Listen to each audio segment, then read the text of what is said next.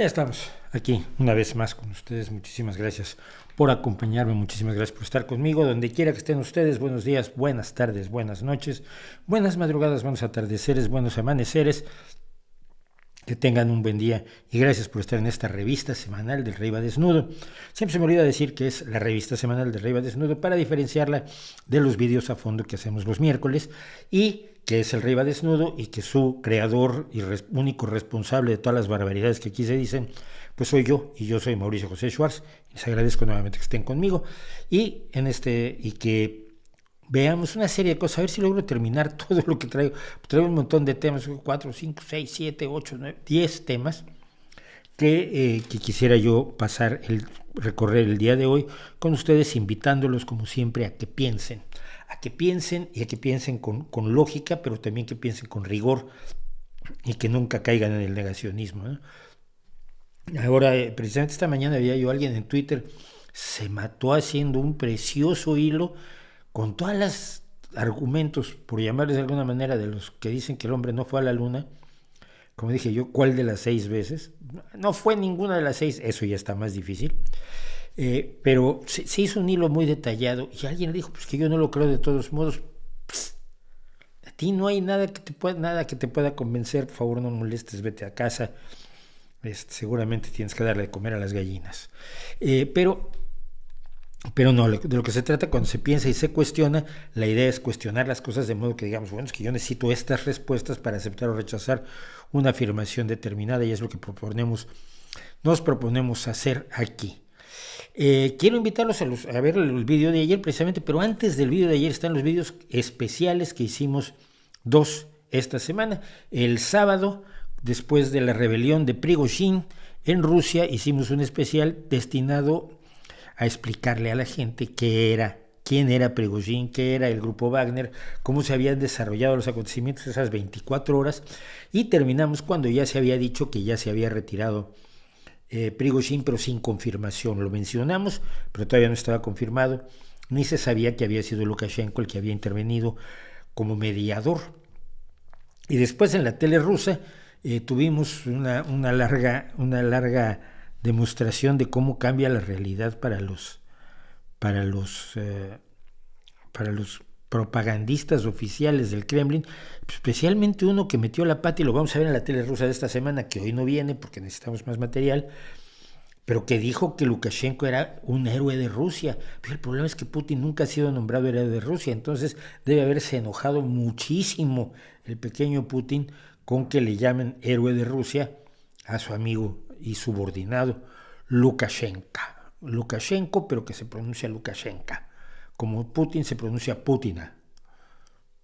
Ya sé cómo suena. Y ayer hicimos un pequeño video, unas reflexiones más bien, ni siquiera muy guionizadas, con algunos datos, pero fundamentalmente improvisando sobre las mentiras a las que nos vemos sometidos los ateos. O sea, que estamos con el problema de la verdad y de la verdad en política y la verdad en las elecciones que vienen de México y las elecciones que tenemos pues ya prácticamente encima dentro de 24 o 25 días aquí en España. Pues el problema de la verdad es yo cuando me dicen lo que es el ateísmo y cuál es mi posición, yo quedo alucinado. Me dicen cada cosa. Es que tú realmente odias a Dios. No. Es que tú estás negando a Dios. Pues ¿a cuál de todos? No, tampoco. Es que tú crees que todo viene de la nada. No, yo nunca dije eso. Es que tú crees que el ser humano se hizo por azar. No, hombre, no hay azar. Los elementos químicos tienen correlaciones muy concretas, no son azarosas ni aleatorias. En fin, que me dicen que creo un montón de cosas.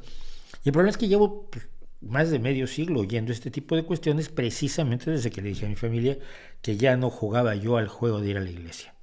Entonces, pues conté más o menos las mentiras que se nos atribuyen a los ateos, que se nos lanzan a los ateos el día de ayer. Los invitamos a que las vean. Y, por supuesto, como siempre les pedimos su apoyo. Por cierto, pero antes de eso, las camisetas que querían, La ignorancia mata Classic, está en 18.20, La realidad objetiva existe está en 20.03. No sé por qué es la diferencia, pero eso es lo que hay, en euros. Y por supuesto les puede pedir ustedes en inglés y entonces ya va en dólares. Les pedimos su apoyo en Patreon y PayPal para seguir adelante con este canal. Les vamos a agradecer muchísimo porque hay muchísimas cosas que queremos seguir haciendo y todas ellas requieren el apoyo y requieren... Ya más o menos tenemos lo que queremos, ¿no? Tenemos la cámara nueva y tenemos el micro que más o menos funciona. Luego la gente se queja, pero que oye que es bajo el volumen, pero bueno, por lo menos tiene calidad. Quizás nos falta una mezcladora donde pueda yo meter unos filtros de ruido para que no se oigan el bajante, esa pequeña fuente cristalina que suena por aquí cuando los del edificio de aquí arriba usan el agua, se lavan las manos y eso, y algunas cosas así, pero tenemos lo que queremos, pero lo que necesitamos es comprar más tiempo. Esto requiere tiempo, un video toma mucho tiempo y lo vamos a ver hoy con precisamente uno de los personajes, uno de los elementos que hoy, uno de los segmentos que hoy más me emociona, que es que vamos a estar a las 8 de la noche con Mariano Rodríguez, el crítico, por decirlo así, el reseñador de videos de películas de acción y de películas de ciencia ficción y películas de serie B y hasta Z, que ha creado un montón de fans en muy poco tiempo. Mariano Rodríguez, el argentino, y que pues, le dije, ¿quieres venir? Y dijo, sí, y entonces ya estuve con él a las 6 de la tarde, estuvimos haciendo pruebas de cámara, y a las 8 de la noche estamos con él. Bueno, entonces para todo eso necesitamos su apoyo, y allí tienen las redes sociales, donde fundamentalmente yo estoy en Twitter. El correo creo que hace 2 semanas que no lo veo, soy un desastre. Pero el problema es que como yo también trabajo, no vivo de YouTube, como muchos creen que me estoy llenando de dinero y cuando termino aquí el streaming, tomo el Ferrari, me voy al puerto deportivo que tenemos aquí en Gijón, me subo a mi yate y entonces allí me sirven una cena de caviar y langosta y champán. Y ya no vuelvo yo a dar golpe hasta que grabo el martes el video del miércoles. No, yo trabajo. Y como verá usted, la mayoría de los youtubers trabajamos. Y entonces comprar tiempo, quitarle tiempo al trabajo para dedicarle más tiempo al canal, es para lo que necesitamos el apoyo que constantemente les pedimos a ustedes. Porque de otra forma, y se los he dicho en muchas ocasiones, no me da la vida para hacer todo lo que quiero hacer. Bueno, y vamos a ver, hoy hay un par de cuestiones del chat que revisé así por encima. Claudio Muecay me pregunta algo de lo que estábamos hablando del motín de Prigozhin en realidad, pero le digo Prigozhin porque así rima con motín y suena bien y total, ¿a quién le importa? No va a venir Prigozhin a reclamarme que estoy diciendo mal su nombre. Pero me dice Claudio Muecay, ¿crees que la salida de Prigozhin del conflicto, además de ser una señal de debilitamiento de Putin, puede ser favorable para Ucrania? No directamente. Es decir, quienes llevan la guerra, que son Surovikin y Gerasimov, ¿sí? No han cambiado. Las estrategias, los planes de batalla, la forma en que están sosteniendo sus posiciones defensivas, los planes de ataque que tengan, no se van a ver afectados directamente. A largo plazo o a mediano plazo, con los acontecimientos que puedan desarrollarse en Rusia, por supuesto que sí, pero quienes pensaban que iba a tener un efecto directo en el campo de batalla, desafortunadamente creo que no tiene por qué. Entonces, yo de todos modos estoy cada día más convencido de que la decencia es la única opción decente, es estar del lado de Ucrania.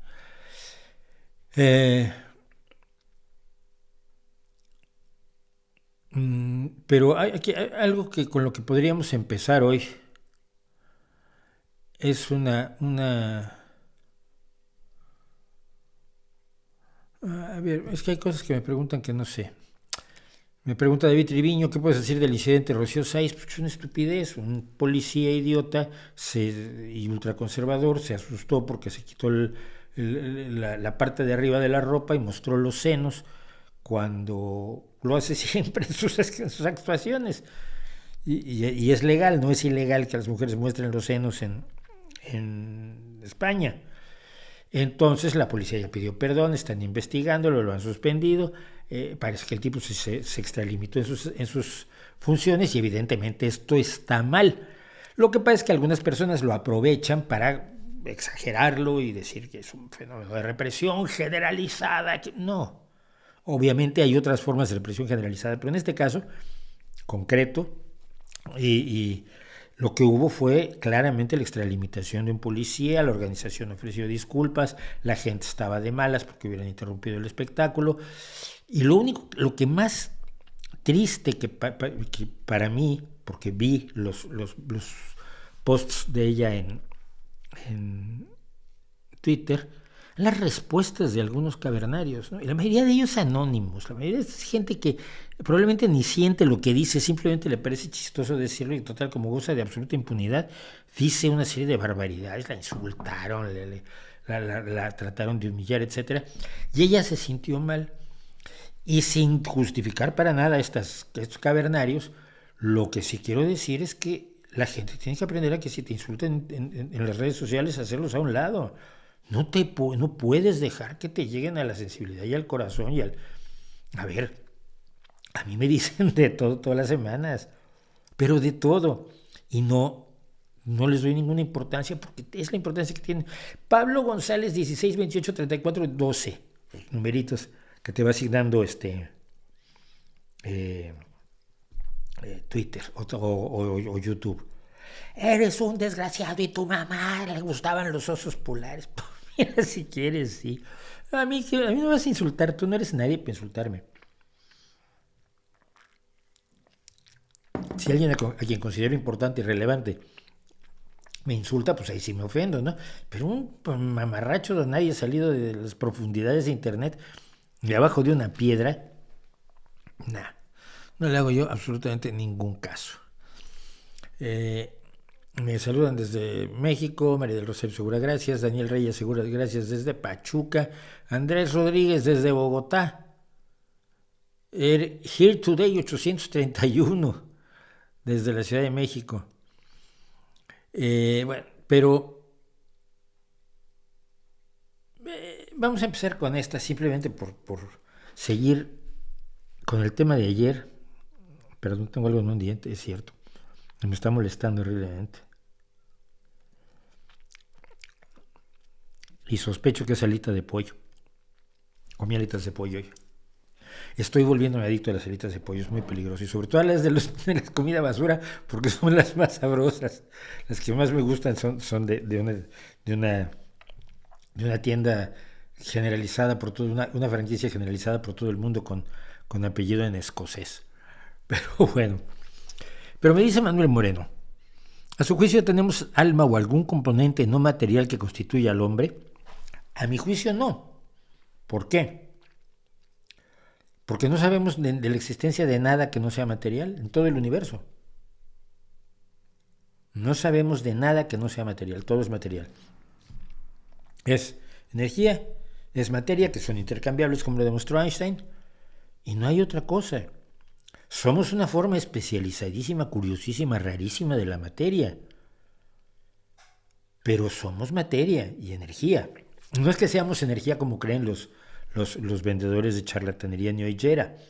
No somos seres de luz, no, pues somos seres de materia que funcionamos a través de energía electroquímica, de enzimas que nos permiten usar la energía para que se muevan nuestros músculos, etcétera, etcétera, y para que funcione nuestra cabeza en algunos casos, no en todos. Pero somos seres materiales, no hay ninguna evidencia de que seamos otra cosa, no hay nada que indique la existencia de un elemento sobrenatural o preternatural en el universo y por lo tanto no lo hay en el ser humano. Y fíjate, si hubiera algo sobrenatural en el ser humano, entonces no tendría ningún chiste, ¿no? O sea, ¿qué curiosidad tiene? Es que es más allá de lo natural, es una cuestión sobrenatural, no material, no perteneciente al universo. Bueno, entonces ya eso lo explica todo, pues qué chiste. Lo que realmente es apasionante, lo que realmente es maravilloso, es que existamos como forma compleja de organización de la materia. Y que cada uno de nosotros sea resultado de asuntos tan improbables como que ese día tus papás, hay excepciones, sí, y fecundación in vitro, pero en general, tus papás decidieron que iban a jugar al doctor, o al papá y a la mamá. Y ese día, un espermatozoide de los millones que puso ahí tu papá, no porque quería ponerlo, sino porque se vio forzado por las circunstancias, uno de esos espermatozoides logró entrar en el óvulo de tu mamá. Y a diferencia de muchos óvulos fecundados que se van al cuerno pese a estar fecundados, abortos naturales que si el Papa supiera que existen se nos moriría del horror, por no decir todos los de hazte oír, ese óvulo tuvo suerte y pudo evolucionar hasta convertirse en tu bebé. Y naciste, y sobreviviste, y estás aquí. Y vas a estar aquí por un tiempo limitado, 70, 80, 90, 100 años. Todo lo que puedes experimentar es eso. Y en ese tiempo puedes experimentar un montón de cosas. Puedes aprender muchísimas cosas, puedes disfrutar muchísimas cosas, puedes conocer, puedes jugar, puedes divertirte, puedes oír música, puedes trabajar, puedes desarrollar tus habilidades. Y todo eso con solamente materia de la misma de la que están hechas las piedras. ¿No es eso maravilloso? ¿No es eso suficiente como para invocar nuestro sentido de la más profunda admiración al azar que nos tiene aquí y de aprovecharlo al máximo, sin soñar con preternaturalidades, porque sabemos perfectamente que no estábamos en ningún lado antes de nacer? No, nada indica que vayamos a ir a estar en otro lado pues que nacer, ¿no? Los teólogos medievales se volvían locos con esto. Dios creaba almas, producía almas nuevas. ¿Cómo eran las fábricas de almas de Dios? Y se devanaban los sesos, no tenían nada mejor que hacer porque estaban los campesinos trabajando para ellos. Como hoy todo el mundo trabaja para los curas, pues tenían tiempo de pensar en esas cosas. Y sin llegar nunca a ninguna conclusión. Pero si te asumes como lo que sabes que eres y no lo que podría ser,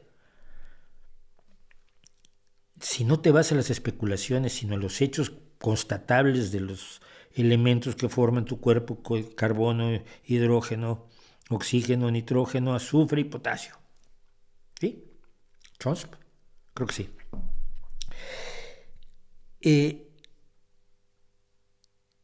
Y esos elementos sencillísimos que puedes ver en tubitos de ensayo o en las fotos de los elementos en Wikipedia, se convierten en alguien que puede escribir la tocata y fuga en re menor, puede escribir Un día en la vida, puede pintar el Jardín de las Delicias o puede pintar la Capilla Sixtina y puede hacer el teatro de Shakespeare y puede construir puentes y puede curar el cáncer. ¿No es maravilloso? ¿Para qué necesitamos lo inmaterial, lo sobrenatural, lo preternatural? A mí me estorba, me sobra. Es una coartada que me impide apreciar las maravillas del universo. Y de mi universo como persona y de la gente a mi alrededor. Porque como he dicho muchas veces, cuando yo veo a la gente a mi alrededor, estoy muy consciente que tienen los mismos derechos que yo, las mismas ganas de ser felices, las mismas ganas de cuidar a sus hijos y de divertirse con sus amigos y de encontrar cosas que les hagan alegre la vida, ¿no? Cuando tú caminas por un lugar donde hay grandes zonas habitacionales, ves edificios y ves ventanitas, te das cuenta que en cada uno de esos pequeños pisos o departamentos o apartamentos hay gente conformada por esta materia que está buscando desesperadamente la felicidad y probablemente lo están consiguiendo con su familia, con su trabajo, con su actividad, con su deporte, con su arte, con su ver la televisión y olvidarse del mundo. Todos y somos la misma materia. Yo creo que con eso debería uno estar más que satisfecho en su capacidad de asombro. Los seguidores de López Obrador dicen que Cárdenas traicionó a la izquierda. No, hombre, no, López Obrador traicionó a Cárdenas, es otra cosa. Cuando no hizo nada ni inició una revolución después del fraude del 88 y se reunió en secreto con Salinas. Vale. Dos cosas. Yo era corresponsal de Excelsior en Querétaro en 1988 y seguí los acontecimientos de la elección del 88 con muchísimo cuidado, con muchísima atención. La gente estaba muy cabreada porque estaba segura que había habido un fraude, pero no lo podía demostrar. No lo podíamos demostrar ninguno de nosotros que creíamos que había habido un fraude, que esta coalición que se había formado, verdadera coalición arcoíris que se había formado alrededor de Cárdenas, desde gente de derecha social liberal hasta viejos comunistas de leninismo férreo y acerado, y estábamos todos atrás de Cárdenas. Teníamos que haber ganado y algunos datos decían que sí, pero no lo podías demostrar. A mí me tocó ver una ocasión, cuando Cárdenas emprende su gira por todo México después de las elecciones, llegó a un pueblo, en la Sierra Norte de Puebla, me parece, o en la Sierra de Querétaro, no me acuerdo, de estos lugares bastante inaccesibles. Cuando llegó estaba todo el pueblo en silencio en la Plaza Mayor. Ya sabes, el ayuntamiento, la iglesia, la cantina y la tienda. Eso es lo que forma generalmente la Plaza Mayor en los pequeños pueblos. Y había un templetito de mierda ahí, donde se iba a subir Cárdenas. Llegó Cárdenas, estaban todos así. Y de pronto te das cuenta que uno traía machete, y el otro traía un palo, y el otro traía la escopeta del abuelo. Callados. Llegó Cárdenas, se subió al templete y el que al parecer era el jefe o líder del pueblo, dio un paso al frente y dijo: usted ordene, ingeniero. Y yo dije: ay, mi madre. Si el ingeniero dice en este momento vamos a tomar la Ciudad de México, esta gente va a tomar la Ciudad de México. Y Cárdenas, un hombre muy tranquilo, absolutamente alejado de todo tipo de verba enardecedora, dijo: bueno, yo no ordeno, pero yo lo que les propongo es que hagamos un partido para garantizar que si ganamos otra vez no nos roben las. Y no hago más porque no puedo demostrar que hubo un fraude. Eso me parece políticamente un irresponsable. O sea, iniciar una revolución yo no creo que lo hubiera hecho bien a nadie. Lo malo fue que luego el PRD cayó en manos de gente como Quintero y como López Obrador y como los chuchos, ¿no? Pero yo creo que hubiera sido una irresponsabilidad total y mucha gente lo quiso. Así que no hizo nada, hizo un partido sin el cual que tenemos ahora en México no sería presidente. O sea que a ver si le bajan. Y dos, si se reunió en secreto con Salinas, quiero pruebas. Y quiero pruebas de para qué fue la reunión. Porque verá, yo conozco mucha gente que se reunió con Salinas, mucha gente. La pregunta es qué se decidió, de qué se habló y qué se acordó en esa reunión. Y si no hay pruebas, que se callen. Vamos a otra cosa, vamos a seguir un segundo con México, porque me dices, Gabriel Guereña, ¿qué opina de la campaña de Morena fuera de tiempos de elección? AMLO llamó una celebración por el 50 aniversario de la victoria del pueblo, o el 5º aniversario de la victoria del pueblo. Sheinbaum está de gira por todo el país, bueno, todos los 4 precandidatos están de gira por todo el país. Dicen que no es campaña y que los carteles están pagados por voluntarios. No, el partido le dio 5 millones a cada uno de los candidatos. Pero todo su discurso se basa únicamente en decir que si no votan por ellos en 2024, el país se jode. Mira, la falsa campaña de Morena, o sea, a ver, la falsa no campaña de Morena, esto hay que corregirlo rápidamente, porque no es correcto. La falsa no campaña de Morena implica que se emprende una campaña electoral, una campaña que exalta al partido e invita a la gente a votar por alguno de los 4 candidatos del partido, pero por el partido, empleando todas las herramientas de la comunicación político-electoral, pero como no se llama campaña, no es campaña. Mira, lo que está haciendo Morena es nuevamente violentar los ordenamientos jurídicos respecto a los procesos electorales en México. Ordenamientos jurídicos que costó mucho obtener y costó vidas de gente que se opuso a los fraudes del PRI durante todo un siglo. Gente que luchó en los terrenos de la política, en los terrenos de los medios de comunicación, en los terrenos de la organización social y sindical, para tener un cuerpo jurídico que permitiera que no fuera el gobierno el que hacía las elecciones y te decía quién ganó. Pero a ver si se nos olvida que cuando López Portillo fue candidato único, la vergüenza para un país que es eso, tener unas elecciones con un candidato. ¿Por qué? Porque el PAN no tenía candidato y la izquierda era ilegal. Todavía, si mal no recuerdo. No me acuerdo ya si el Partido Comunista, el Partido Social, ya había sido, o algún partido socialista había sido legalizado. El caso es que López Portillo fue candidato único. Después le sigue de la Madrid, le sigue Salinas. Y se va luchando para levantar este cuerpo jurídico que tiene muchos defectos, pero que permitía evitar vivir cosas como las que viví yo, que te robaran las elecciones en tus narices, que a ti no te dieran la credencial de elector, y yo que fui observador en las elecciones intermedias, por cierto, en México, yo fui de observador y a mí no me habían dado la credencial, y una de las casillas electorales a las que fui a observar pues era la mía, y ahí veía yo que en la lista electoral estaba mi nombre, pero yo no iba a votar. Hice mi recorrido por varias casillas haciendo mis observaciones como observador democrático por la Asamblea Democrática Nacional, me parece que era. Y cuando vuelvo en la tarde ya había yo votado. Y adivina por quién voté, pues seguramente voté por el PRI, ¿no? A alguien le dieron mi credencial con su foto para que votara varias veces.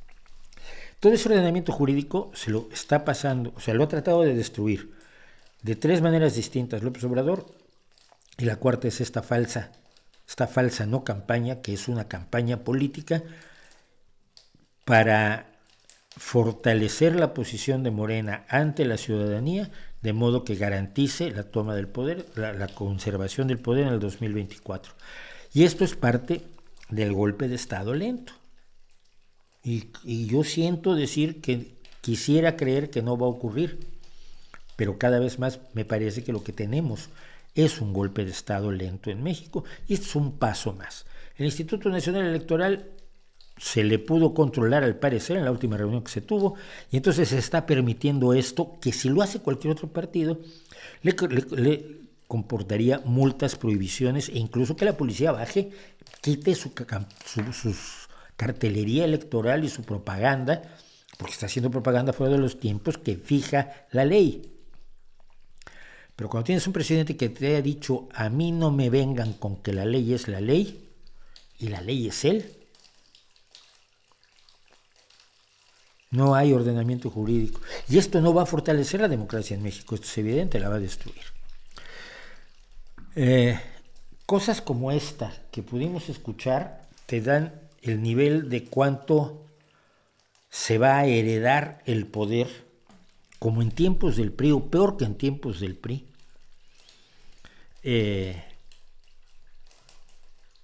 Cuando se haga la renovación presidencial.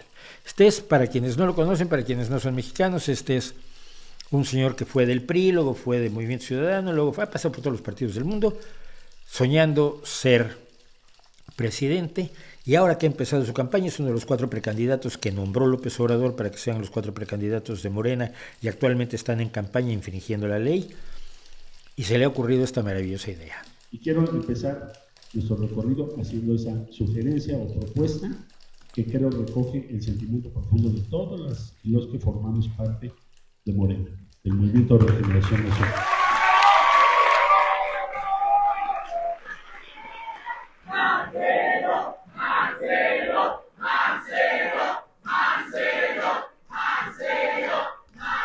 La poca convicción de entusiastas y de candidato es notable. Entonces, sí. Vale.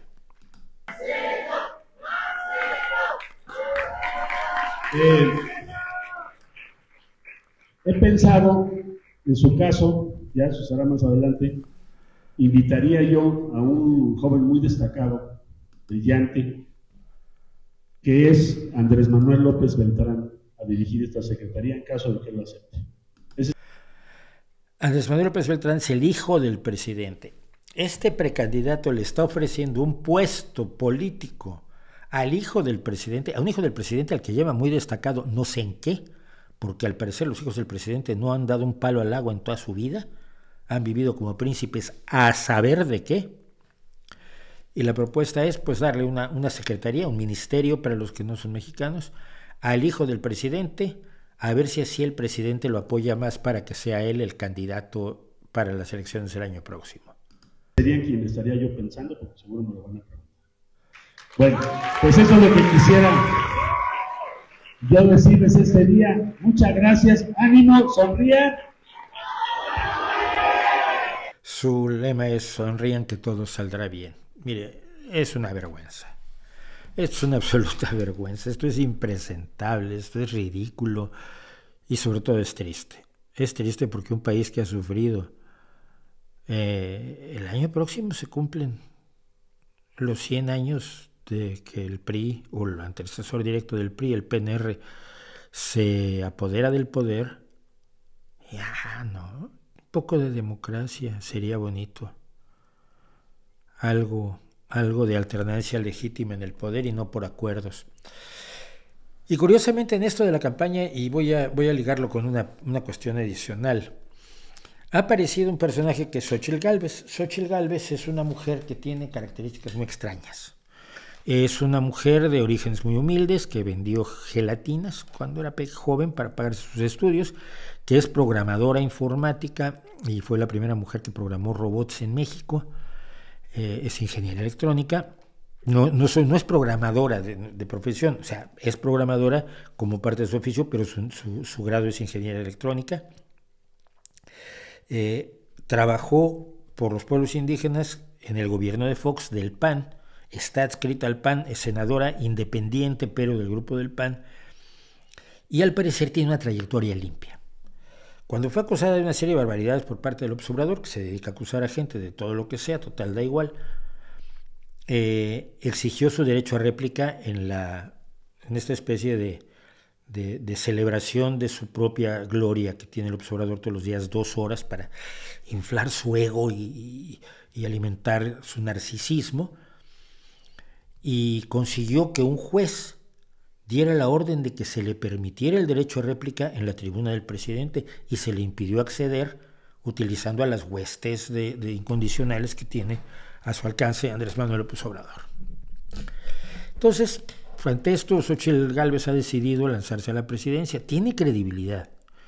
Yo no voy a pronunciar en favor de ella de ninguna manera, pero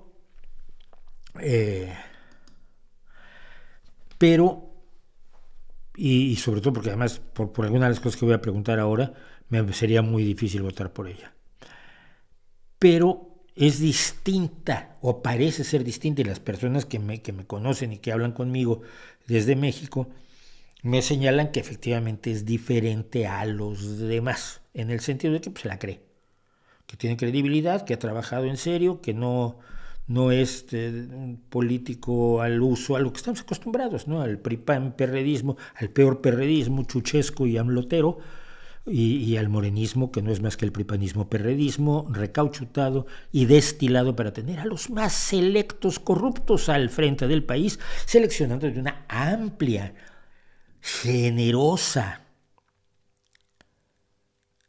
base de corruptos que han generado el PRI, el PAN y el PRD, y ha podido seleccionar a los más destacados para que sean Morena. Entonces, yo como no tengo ninguna presencia en México, pero quizás ustedes sí me puedan hacer este favor, vamos a hacer lo siguiente.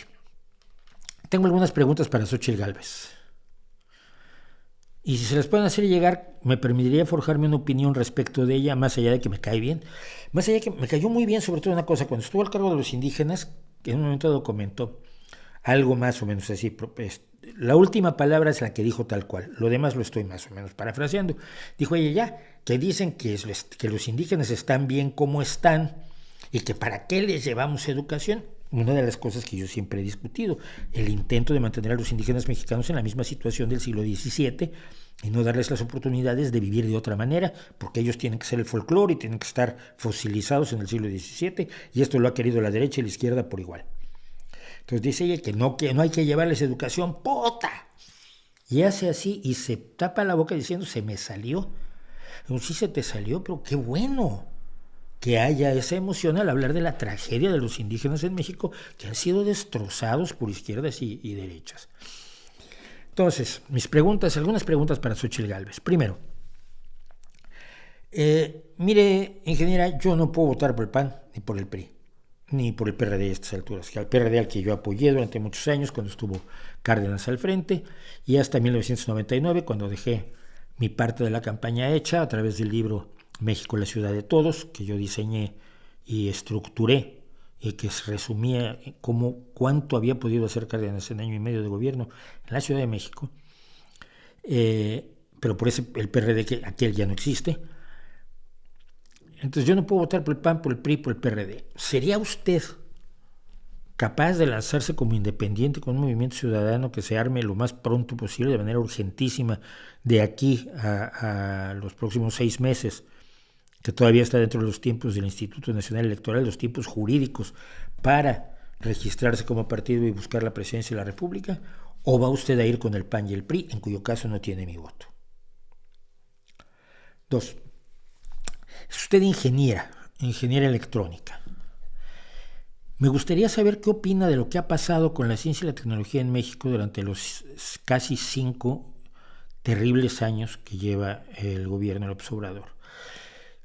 Como le pueden contar quienes le hagan llegar este video, antes de que López Obrador nombrara a Álvarez Bulla como directora del CONACYT, un grupo de personas, divulgadores de la ciencia, científicos, académicos, estudiantes, le hicimos una petición a López Obrador de que no la nombrara porque creíamos saber lo que iba a pasar, pensábamos que iba a pasar algo terrible. Lo que ha pasado es muchísimo peor de lo que nos podíamos imaginar en nuestros peores momentos, más oscuros y pesimistas. ¿Estaría usted de acuerdo en que la ciencia debe ser absolutamente objetiva y estar movida por la búsqueda del conocimiento y no por motivaciones políticas? ¿O cree usted que la política debe no solo indicar qué se investiga, sino a qué conclusiones tienen la obligación de llegar los investigadores? Porque usted sabe que si hoy un investigador llega a la conclusión de que el maíz transgénico no es menos nutritivo que el maíz normal, no lo puede publicar en México. La Sarina Álvarez Bulla, también conocida como la doctora Lysenko, le va a impedir publicar eso porque va en contra de la verdad oficial del régimen. ¿A quién pondría usted al frente del Consejo Nacional de Ciencia y Tecnología para reparar el enorme daño que se ha hecho contra investigadores, contra centros de investigación, contra programas de investigación y sobre todo la desaparición de una enorme cantidad de recursos que nadie sabe dónde están, mientras al mismo tiempo se le daba calidad de investigadores científicos a personajes como Gertz Manero o como Ackerman? ¿Estaría usted dispuesta a quitarles esas posiciones? ¿Estaría usted dispuesta a que se vuelva a tener un criterio absolutamente científico y académico para entregarle a alguien la calidad de investigador, apoyado por el Sistema Nacional de Investigadores? 3. La medicina y la salud en México han sido siempre un problema. Nunca ha habido suficiente para atender a todo un país que no puede pagarse una atención privada aunque quisiera. La gran mayoría de los mexicanos siguen siendo pobres y además el gobierno de López Obrador nos ha hecho el favor de crear 5 millones de nuevos pobres extremos en el país. Mientras combate la pobreza, imagínate si no la combatiera. ¿Qué acciones emprendería usted para reorganizar el sistema público de salud de modo que pueda atender eficazmente a la gente? ¿Y qué haría usted con la idea de que en vez de darle medicina de la que sabemos que funciona, basada en evidencias, con pruebas científicas sobre su seguridad, su eficacia y sus limitaciones, en vez de darle eso a la ciudadanía, se le dé herbolaria, homeopatía, masajitos y este tipo de cuestiones? ¿Cree usted que por defender las tradiciones y las supersticiones o creencias milenarias de pueblos que nunca tuvieron el acceso a la medicina científica, debe seguírseles dando eso en lugar de medicina? ¿O debe lucharse por darles medicina y educar quizás a la gente para que el día de mañana, en vez de ser curanderos, sean médicos, enfermeras, odontólogos? 4. También en el terreno de la ciencia y la tecnología y de la alimentación de un país, usted sabe que se importan el 30% del maíz que se consume en México, sobre todo para forraje, se importa desde Estados Unidos y en su mayoría es transgénico porque es el que le conviene a los agricultores. Y en vez de que los agricultores mexicanos puedan ganar ese dinero que ganan los agricultores estadounidenses, se ha optado por dárselo a los estadounidenses mientras se prohíban los transgénicos en México sin ninguna evidencia científica que lo sustente. Sabemos que los estudios que ha esgrimido Álvarez Bulla en contra de los transgénicos y sobre el maíz transgénico y sobre los efectos de los transgénicos en el consumo y en el consumidor y en el productor y en el medio ambiente son falsos. Son incluso estudios que fueron retirados de las revistas donde se habían publicado originalmente cuando se descubrió que eran absolutamente inventados, que eran resultados que en ciencia llaman cuchareados. ¿Estaría usted dispuesta a replantear el derecho que pueden tener los agricultores mexicanos de cultivar no solo transgénicos, sino de utilizar todas las ventajas de la biotecnología para producir más y mejores alimentos para México?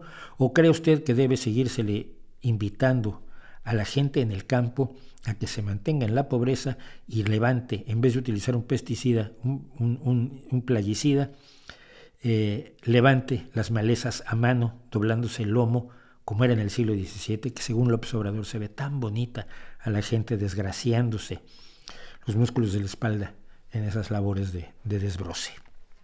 Y finalmente, México vive el mito del petróleo de una manera que ha salido ya de toda razón. Los datos acerca del calentamiento global, el cambio climático y la influencia del ser humano en él son tales que no se pueden negar. No podemos seguir quemando petróleo. Nadie puede ni debe seguir quemando ningún combustible fósil. Y sin embargo los tenemos que seguir haciendo porque todavía no tenemos sustitutos. Pero podemos sustituir una buena parte de los combustibles fósiles que estamos quemando si empleamos la energía nuclear, que es totalmente limpia, totalmente segura y que ha tenido menos problemas y ha provocado menos muertos que todas las demás formas de generación de electricidad, y las renovables, que con todas sus limitaciones y con toda su propia contaminación y huella de carbono, que es importante para producir aerogeneradores, turbinas eólicas, placas solares, etcétera, aún con su huella de carbono, permiten dejar de quemar fósiles. ¿Va usted a insistir en las políticas petroleras que corresponden a los años 70 del siglo pasado? ¿O va usted a asumir la necesidad de utilizar la tecnología para mejorar la producción eléctrica en México, haciendo la parte que le corresponde al país para evitar el cambio climático y de paso viendo si finalmente a ese 10% de mexicanos que todavía no tienen electricidad ya se les puede hacer llegar? ¿Está usted dispuesta a eso? Y una última pregunta. ¿Me podría decir qué es para usted la democracia y qué va a hacer con los grupos de poder que se le van a enfrentar si usted llegara a la presidencia? Grupos de poder que no son solamente los ricos, los empresarios, el poder financiero, que por supuesto defiende sus intereses. ¿Qué va usted a hacer con toda la bola de corruptos que van a defender también sus intereses? ¿Va usted a hacer como López Obrador y perdonar a los presidentes anteriores y a todas sus barbaridades? A los anteriores secretarios, a los anteriores subsecretarios, a los anteriores gobernadores. ¿Va usted a echar la vista a un lado y dejarlos que sigan adelante disfrutando los millones que le han arrancado al pueblo de México, como está haciendo López Obrador? ¿O está usted dispuesta realmente a cambiar las cosas y crear un sistema, una estructura de gobierno en México que reduzca, porque no se puede eliminar, pero que reduzca la corrupción para que México no siga siendo uno de los 10 países más corruptos del planeta? Y una última cosa. ¿Qué propondría usted para abordar el tema de la inseguridad y el hecho de que medio país lo controle el narcotráfico? Muchas gracias, doña Xochitl.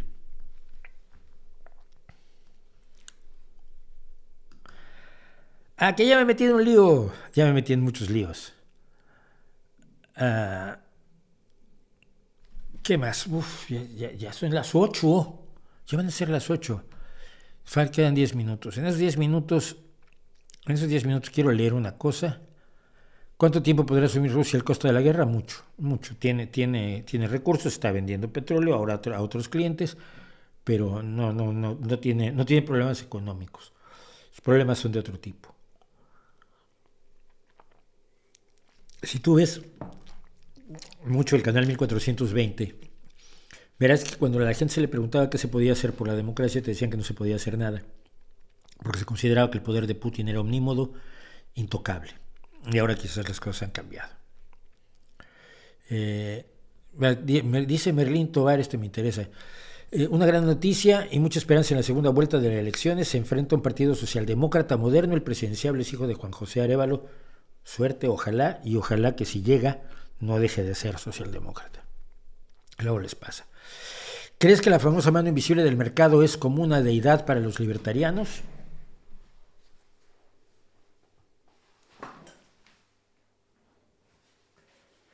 ¿Te refieres a esta? La mano invisible del mercado, que la hemos hecho visible para que nuestros espectadores puedan disfrutar de su tersura, de su belleza, de sus venitas, de sus uñas y de su influencia en la vida cotidiana de los seres humanos. Sí, es una deidad. Es una deidad porque se cree sin pruebas que las fuerzas de mercado equilibrarán las necesidades de la sociedad de una manera justa y equitativa. Las evidencias señalan otra cosa. Sin una regulación razonable, no excesiva, no asfixiante, sin una regulación adecuada, sin reglas, los futbolistas, la mano invisible del fútbol no va a hacer que los futbolistas se porten bien. Va a haber más patadas si no hay árbitro que cuando hay árbitro. Y las patadas en el libre mercado, pues generalmente se las dan los más poderosos a los menos poderosos, y los menos poderosos suelen ser o los pequeños proveedores, los competidores más débiles y los consumidores. Ellos son los que llevan las patadas en ese juego. Entonces, creer que la mano invisible del mercado, creer en la mano invisible del mercado sí es un dogma de fe del liberalismo, y las evidencias demuestran que no es así, que no es bueno que un Estado trate de llevar toda la economía. Por supuesto, eso ya lo demostró la Unión Soviética, pero necesitas una regulación razonable y adecuada que nivele el campo de juego y permita que no se cometan injusticias. Y la mano invisible del mercado nunca ha impedido las injusticias. Así que la dejamos a un ladito. Y es Carlos que saludó a Mario Méndez Acosta, que acaba de cumplir años, mi querido amigo Mario Méndez Acosta. Lo felicité por Facebook con su hijo. Fue a la presentación del mito del vampiro, qué bien.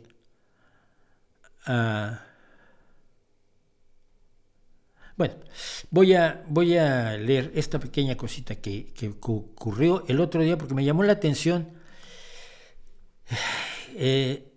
Un ciudadano que es Juan Pascual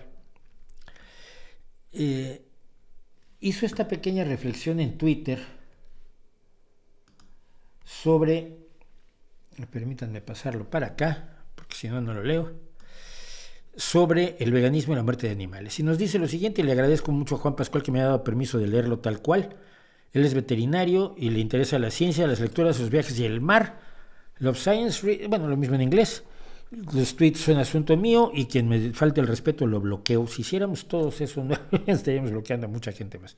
Dice este hilo de Juan Pascual. En España y Francia hay un 0,3% de población vegana. ¿Por qué abrazan esta dieta? 3 razones. 1, evitar la muerte de animales. 2, mejorar su salud. 3, mejorar el medio ambiente.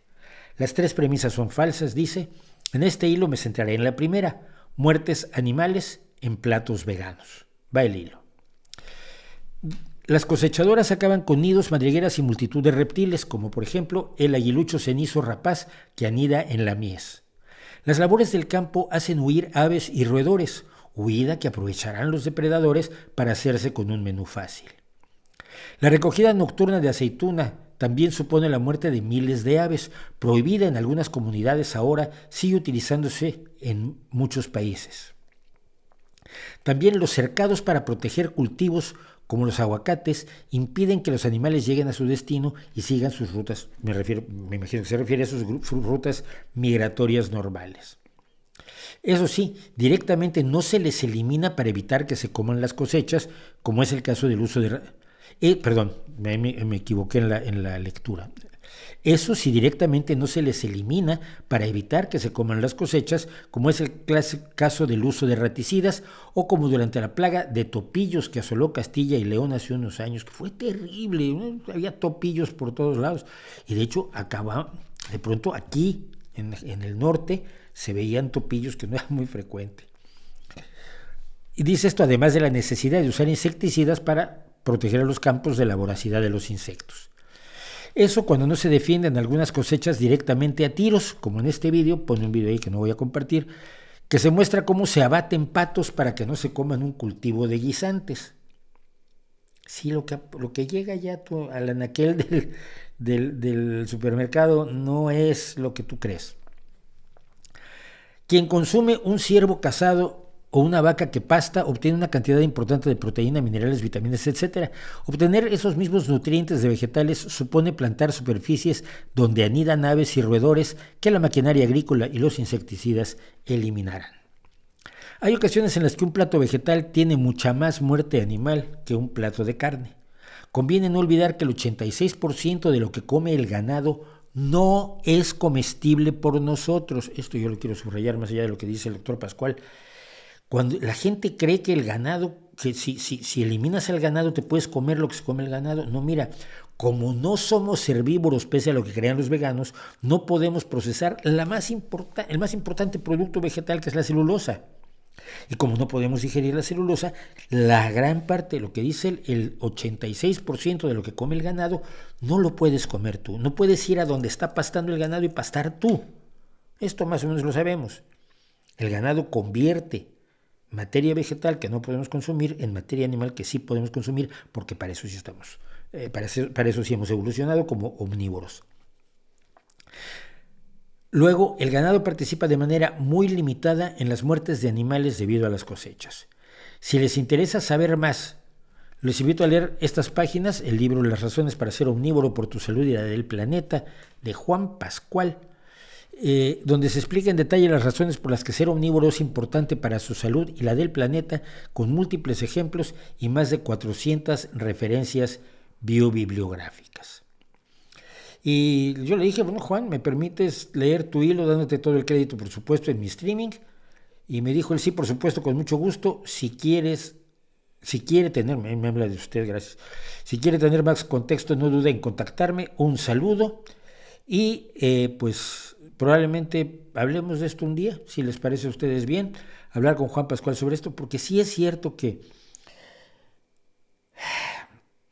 los argumentos que si usted no quiere comer carne, no la coma. Nadie va a ir a usted y decir, no, se tiene usted que comer esta hamburguesa. Esas alitas de pollo están buenísimas. No, nadie lo va a obligar a usted, pero usted sí quiere obligarme a mí a que yo no coma mis alitas de pollo. Y aunque la libertad de cada quien debería respetarse y mantenerse, y creo que se respeta más al vegano que al no vegano, la evidencia científica y los datos son los datos y la evidencia científica. Si no te gustan y quieres hacer otra cosa, pues vaya tú, muy bien, pero los datos son los datos, y los datos que manejan en muchas ocasiones las personas que defienden ciertas posturas neoprimitivistas son equivocadas. Y creo que aquí nos dio muy rápidamente un resumen de ello muy valioso el doctor Pascual. Muchas gracias pues a Juan Pascual.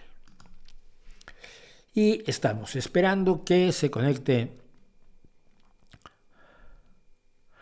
A pesar de su animosidad por Octavio Paz, ¿ha leído El laberinto de la soledad? Sí, lo he leído, lo he criticado detalladísimamente.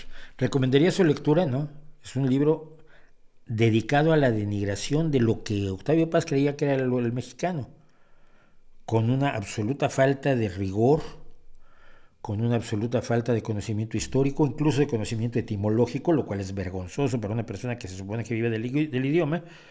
Se inventa etimologías Octavio Paz para justificar su odio a todo lo que es mexicano. Así que no, yo no lo recomendaría leer. Bueno, decíamos ayer, como decíamos antier,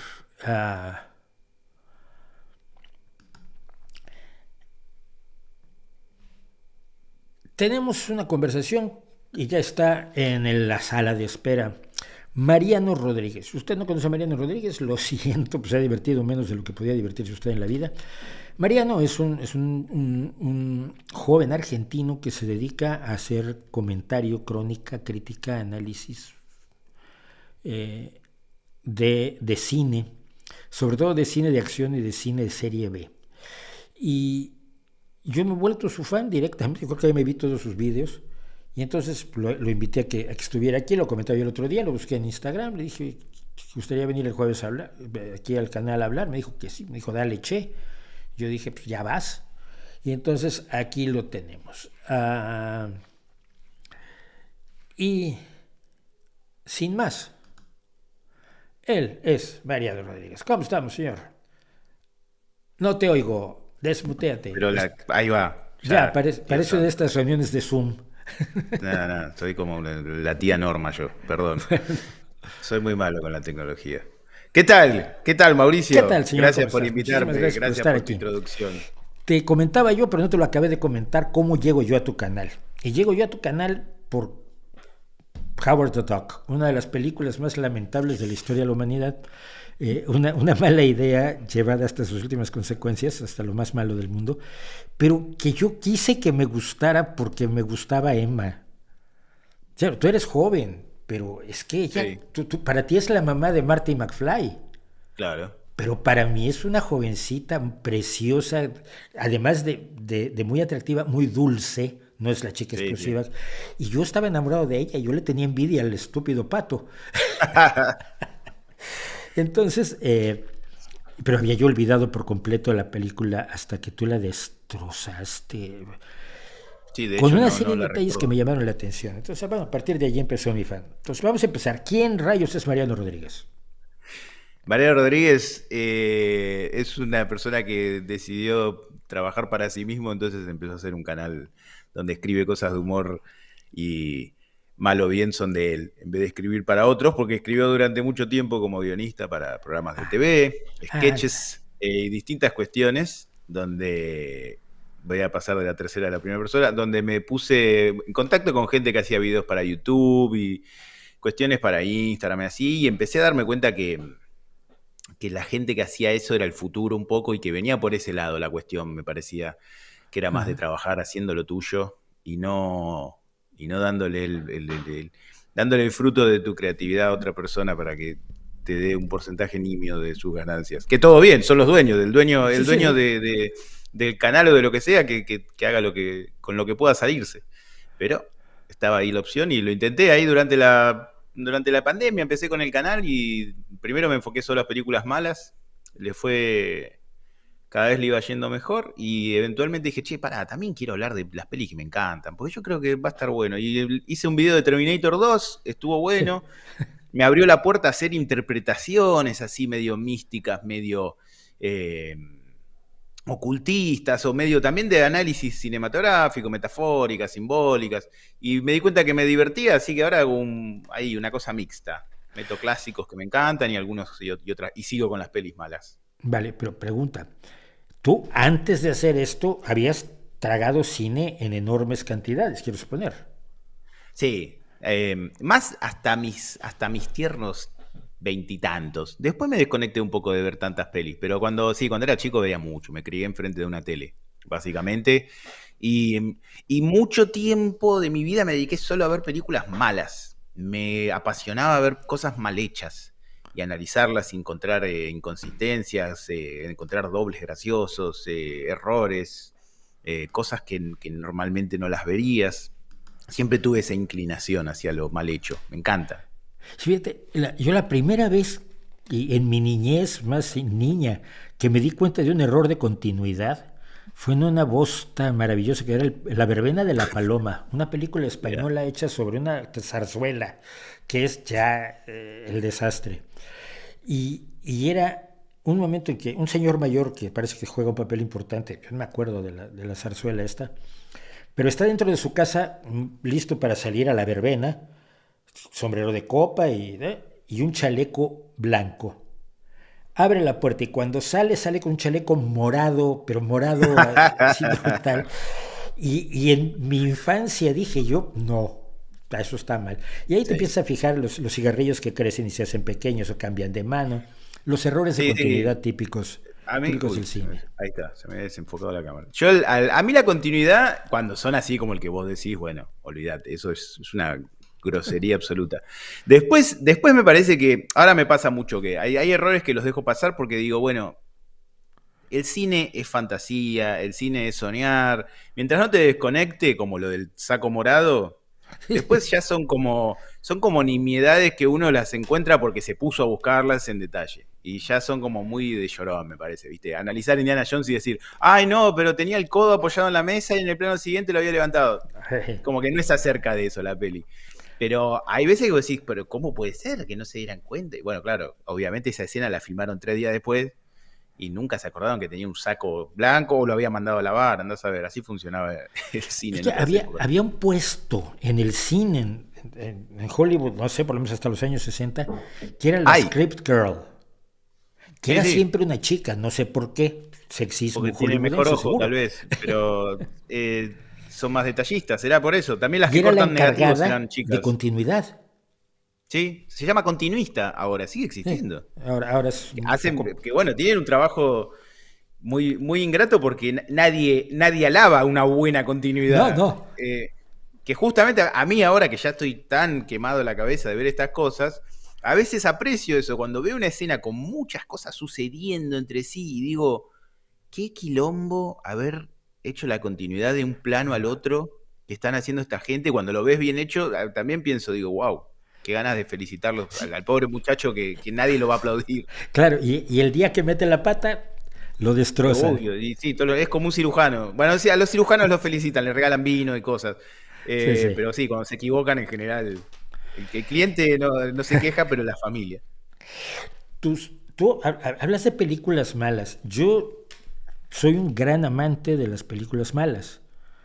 Y por lo tanto noto huecos que deben ser rellenados. Y una de las razones para traerte aquí a esta entrevista, que quizás nunca debió suceder, es a preguntarte, ¿dónde está Troma Productions? ¿Dónde está No. Roger Corman? Ese Eh, hombre, ese maestro en hacer mal cine con $3 de presupuesto. sí. Lo más loco, yo no vi mucho de Roger Corman, pero en su momento vi las que son consideradas buenas. Hizo 240.000 películas, ¿no? Sí, sí. Entre otras cosas, hizo pelis en Argentina por $3, como bien dices, usando talento local, talento entre comillas, y yo me acuerdo de ver las que estaban basadas en cuentos de Poe con Vincent Price. Bueno, Y son unos peliculones, ¿eh? Y están también hechas baratas, pero tienen mucho estilo. Las actuaciones son deliciosas Vincent y Price. tiene una mística espectacular, ¿viste? Vos Sí, decís, sí. esta gente. Pero tenían Pero, oficio, y ese oficio les permitía sacar así como chorizo, porque el sí, sí, cine sí. estaba considerado es lo que es ahora, pero sin las pretensiones, digamos, ¿no? Estaba considerado una fábrica de hacer chorizo, era vamos a Claro. hacer Pero él barato y solo vendamos usaba caro. los nombres de los cuentos de Edgar Allan Poe, no la trama. Mm. Eso es Es verdad, no terrible. tenían un Pero carajo bueno, que ver, a pero ver, bueno. Vincent Price a mí me parece uno de los grandes actores más desperdiciados del mundo. Y oírlo leer a Edgar Allan Poe, por cierto, es una Sí. gran... La gente que nos está viendo, si van aquí en YouTube y buscan poemas leídos por Vincent Price, el tipo tenía No, y una mismo voz verdaderamente las maravillosa, pues un adaptaciones. desperdiciado. Pero, Perdón, por ejemplo, una película que me encantaría que destrozaras es Frankenstein desencadenado. Porque es la única vez que le dieron presupuesto a Corman y no sabía qué hacer con el dinero. Entonces, al final Pobre. mete todos los efectos especiales del mundo porque le había sobrado un porrón de dinero. Porque él era de los que cuando no había luces decían, oye, vamos a contratar luces. Y dijo que los actores no trajeron autos. Sí, claro, bueno, pues Qué ponen los genio. autos, encienden las luces y con eso iluminamos la escena, ¿no? Es que es así, para mí es esa magia artesanal y ese amor que ahora ya ni pueden porque Hollywood, Hollywood es todo un gremio y sindicatos y para, no sé, para condimentar un pan está el chico del pan, Sí, que no lo puede hacer otro porque si no te despiden.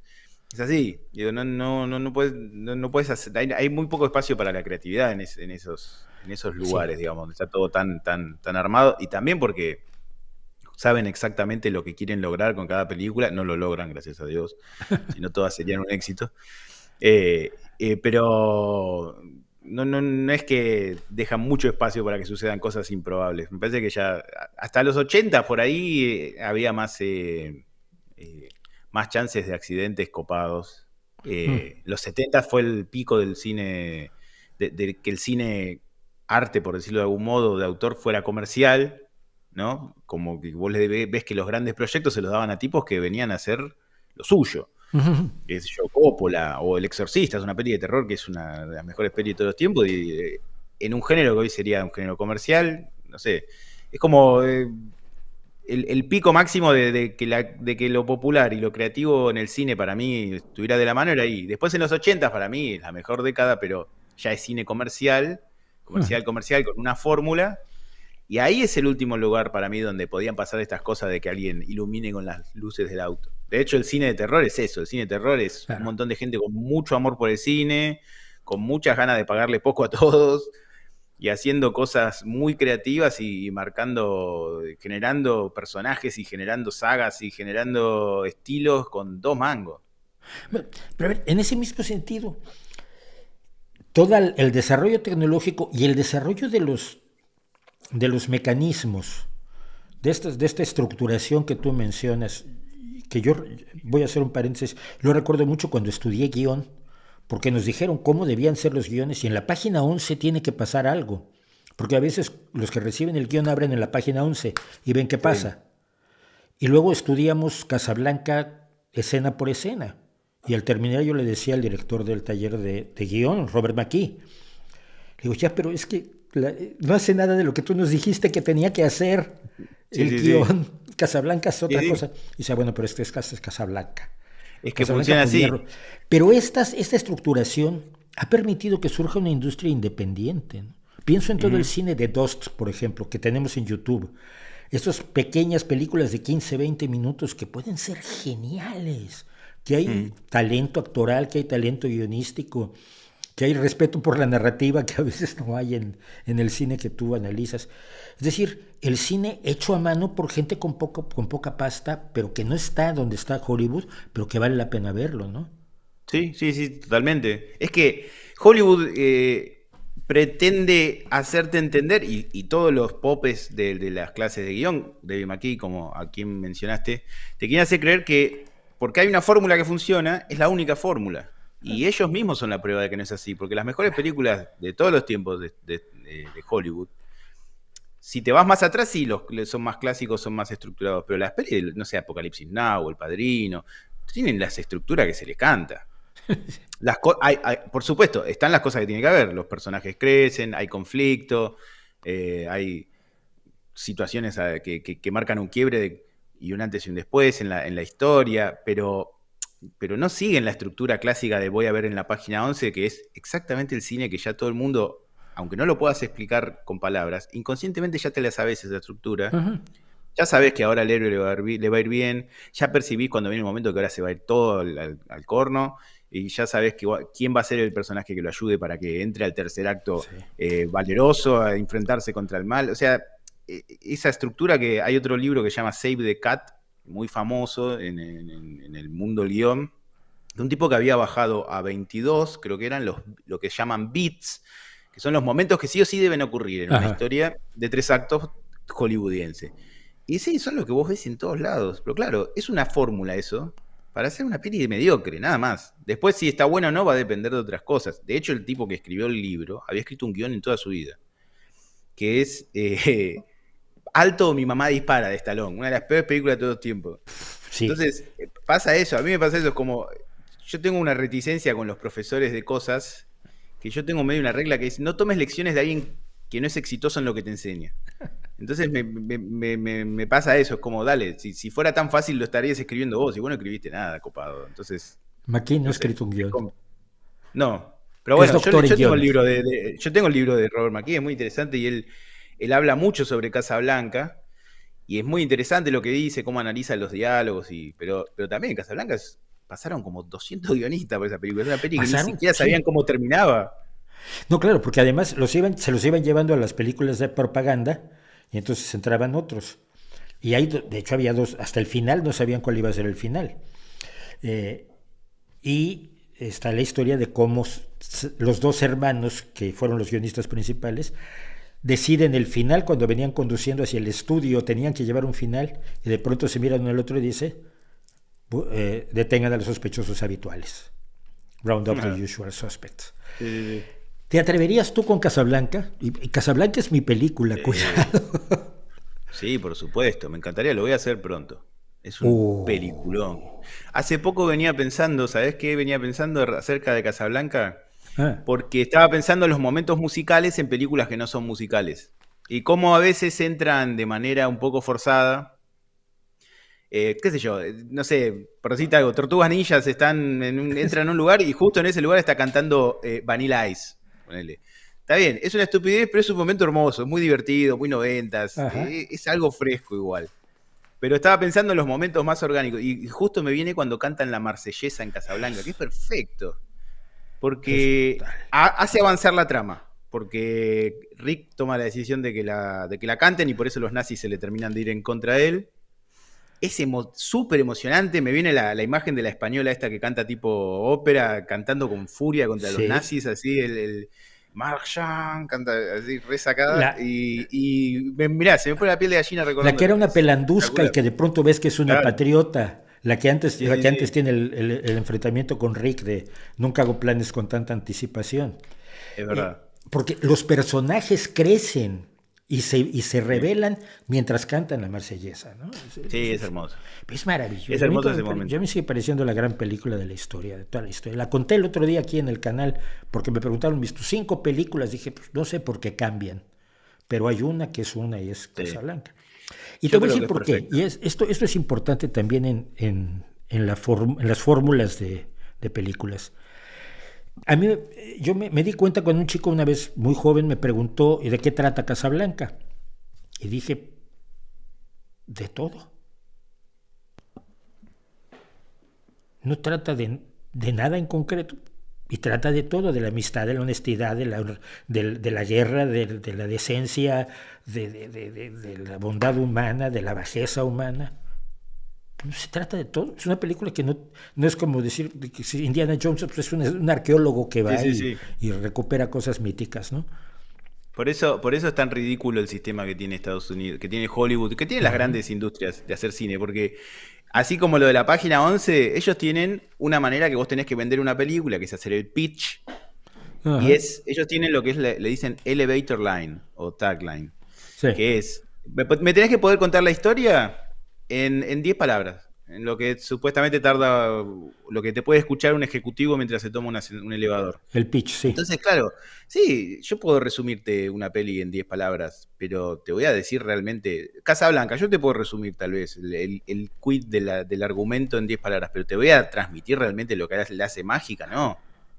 No se trata de eso.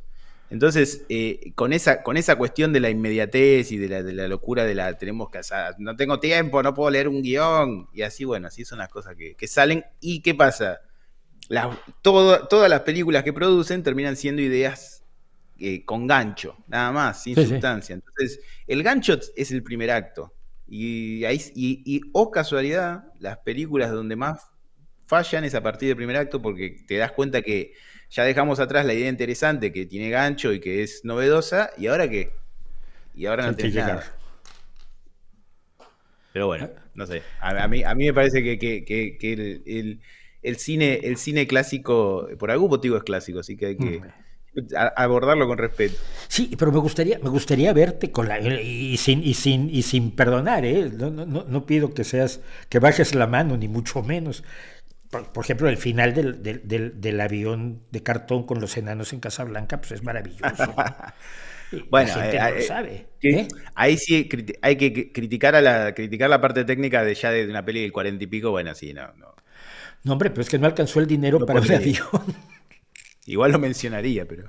Sí, pero vamos. ¿Casablanca de qué año es? ¿Del 46? No sé de qué año 42. Es. A ver. Es 42 porque Estados Unidos ya está en la guerra. 1942, claro, sí, es puramente de propaganda. Yo pensé que la han hecho después de la guerra, como el diario del lunes. De hecho, es una película hecha y lo comentaba yo, es hecha por exiliados. El mayor Strass es el homosexual judío que hizo El hombre que ríe, todavía en Claro, Alemania, que crea la cara del Joker. Tú que vas claro. con el Joker mucho. El director Michael Curtiz es refugiado, todos son Sí, el que hizo refugiados. la música también, creo que es austríaco. Eh, Sí, es una locura. A mí me hace reír porque ahora que Estados Unidos, las películas de Hollywood ahora ya empieza, ya hasta por ley, tienen definido cuestiones de género, cuestiones de representatividad y otras cuestiones. Y me hace reír porque no me extrañaría que los directores de Hollywood empiecen a hacer un exilio al revés de lo que sucedió en el 40, yéndose a filmar a otro lado, para buscar un poco de libertad creativa. Puede No me ser. extrañaría que se dé un ciclo de ahora directores de Hollywood yendo a Europa a filmar. El problema es que aquí no hay el dinero. Aquí no hay el Sí. dinero que hay No, en no, es Hollywood. verdad, pero bueno, Troma está muy difícil Productions. hacer películas No te originales. dejo que Troma, huyas de Troma Productions y la del verdad, Vengador de Troma, Tóxico lo único que recuerdo de Troma es El Vengador Tóxico. Y Troma es lo y mismo, Nukem High. es una cosa que hoy no existiría. Pero en su momento podías hacer películas con poco presupuesto, que con alguna buena idea, que se vean bien. Esa lo que tenía era mucho gore, mucho sexo. Y también tenía un personaje que nadie sabe cómo, pero terminó siendo hasta una serie animada para chicos. Así es. Pero Pero tenía una vocación kitsch. sí, totalmente. No es accidental, es absolutamente No, no, pensado. es que en los 80 había mucho talento y mucha pasión por el cine. Y no sé, todavía los géneros. Había cosas que eran exitosas que hoy en día es muy difícil. Halloween, vos ves Halloween, es una peli donde no pasa nada. Y cambió el Sí. cine, básicamente. Y está hecha también con 2 pesos. Hoy no llegan a. Hoy es muy difícil, le puede pasar algún milagro cada tanto. Pero Sí, en la bruja general. de... Sí, que estaba pensando lo mismo, pero también me puse a pensar, salió hace 20 años. Así que no sé cuánto es un Joder, qué viejo ejemplo. estoy. Y más, te diría que 25 si me apuras. Pero sí, además después los grandes proyectos de Hollywood los terminaban haciendo tipos que arrancaron haciendo películas como las de Troma. Peter Jackson, así hizo Brain Dead, que es una peli que hizo en Nueva Zelanda, creo, ¿Eh? de gore puro, pero virtuosismo dentro del gore, virtuosismo visual. Y Sam Raimi, que hizo las Spider-Man, eh, había dirigido Evil Dead, que ahora le hicieron una remake. Eh, y claro, nadie los tomaba en serio, la gente se reía de esas cosas, pero cada tanto aparecía un director o futuro director y decía, yo veía Evil Dead y decía, che, ¿cómo hizo esto? ¿Cómo filmó esta parte que la cámara pasa dentro de un auto y sale por el parabrisas y entra en una casa y todas las decisiones creativas? Para mí, producto de la libertad y de la chance de, no teniendo que tener tanto dinero, se podía producir una película que estuviera a la par del resto, me parece. Ujú. Vamos al tema del humor, porque la gente no es, aunque admira y reconoce tu sapiencia cinematográfica, a mí me deja, ¿sabes?, con referencias que digo yo, ha visto películas que la mayoría de la gente de su generación no conoce. Eh, pero la gente te ve porque se divierte, primero que nada. Y yo pienso en una tradición humorística argentina que va de lo directo y bruto de Verdaguer, si llegaste a conocer a Verdaguer. No te hablo No, Verdaguer de nombre nada más, nunca vi de nada. nombre nada más. Bueno, imagínate, te digo que soy muy viejo. a, a quienes manejan, por ejemplo, la estructura muy bien, que son Lelutier, que Bueno, desarrollaron genios. una serie de mecanismos perfectos, el uso del 3, esto que se repite 2 veces y en la tercera tiene el Sí, giro, sí. que lo hacía mucho el negro Fontana Rosa, y pienso en Kino, que es el humor más fino del mundo y que lo hizo un argentino. Kino No, es uno de mis grandes ídolos. y no deben creerse demasiado los argentinos porque lo hizo Kino. Cuidado, pero Kino es Dios. Sí. Pienso en esta tradición y en la irreverencia como como elemento que el público siempre agradece. Y creo que esa es parte de la esencia de tu humor. Pero ¿de dónde sale el humor que utilizas? Que tiene además sus gags. La peli que nunca debió suceder. Te estoy tratando de ayudar, película. Me parece una de las líneas más maravillosas. Sí, Computer Magic. Y por supuesto, tiene ya fans Mukuki. Yo soy uno de los fans de Mukuki. La ardilla remata chistes. ¿De dónde sale? ¿Cómo el misterio, el motherfucking misterio, por supuesto? No, la verdad no sé, es como difícil de explicar, pero bueno, siempre me pareció que hay que tener el oído atento a los posibles latiguillos y bueno, eso lo fui captando desde el principio, como decir, esto está bueno para repetirlo, como que se dé una especie de running gag, que la gente lo espere. Y así como los empecé, también después los dejé de lado cuando ya me aburrí, ¿viste? De decir misterio, de cuestiones así que las uso a veces, otras no.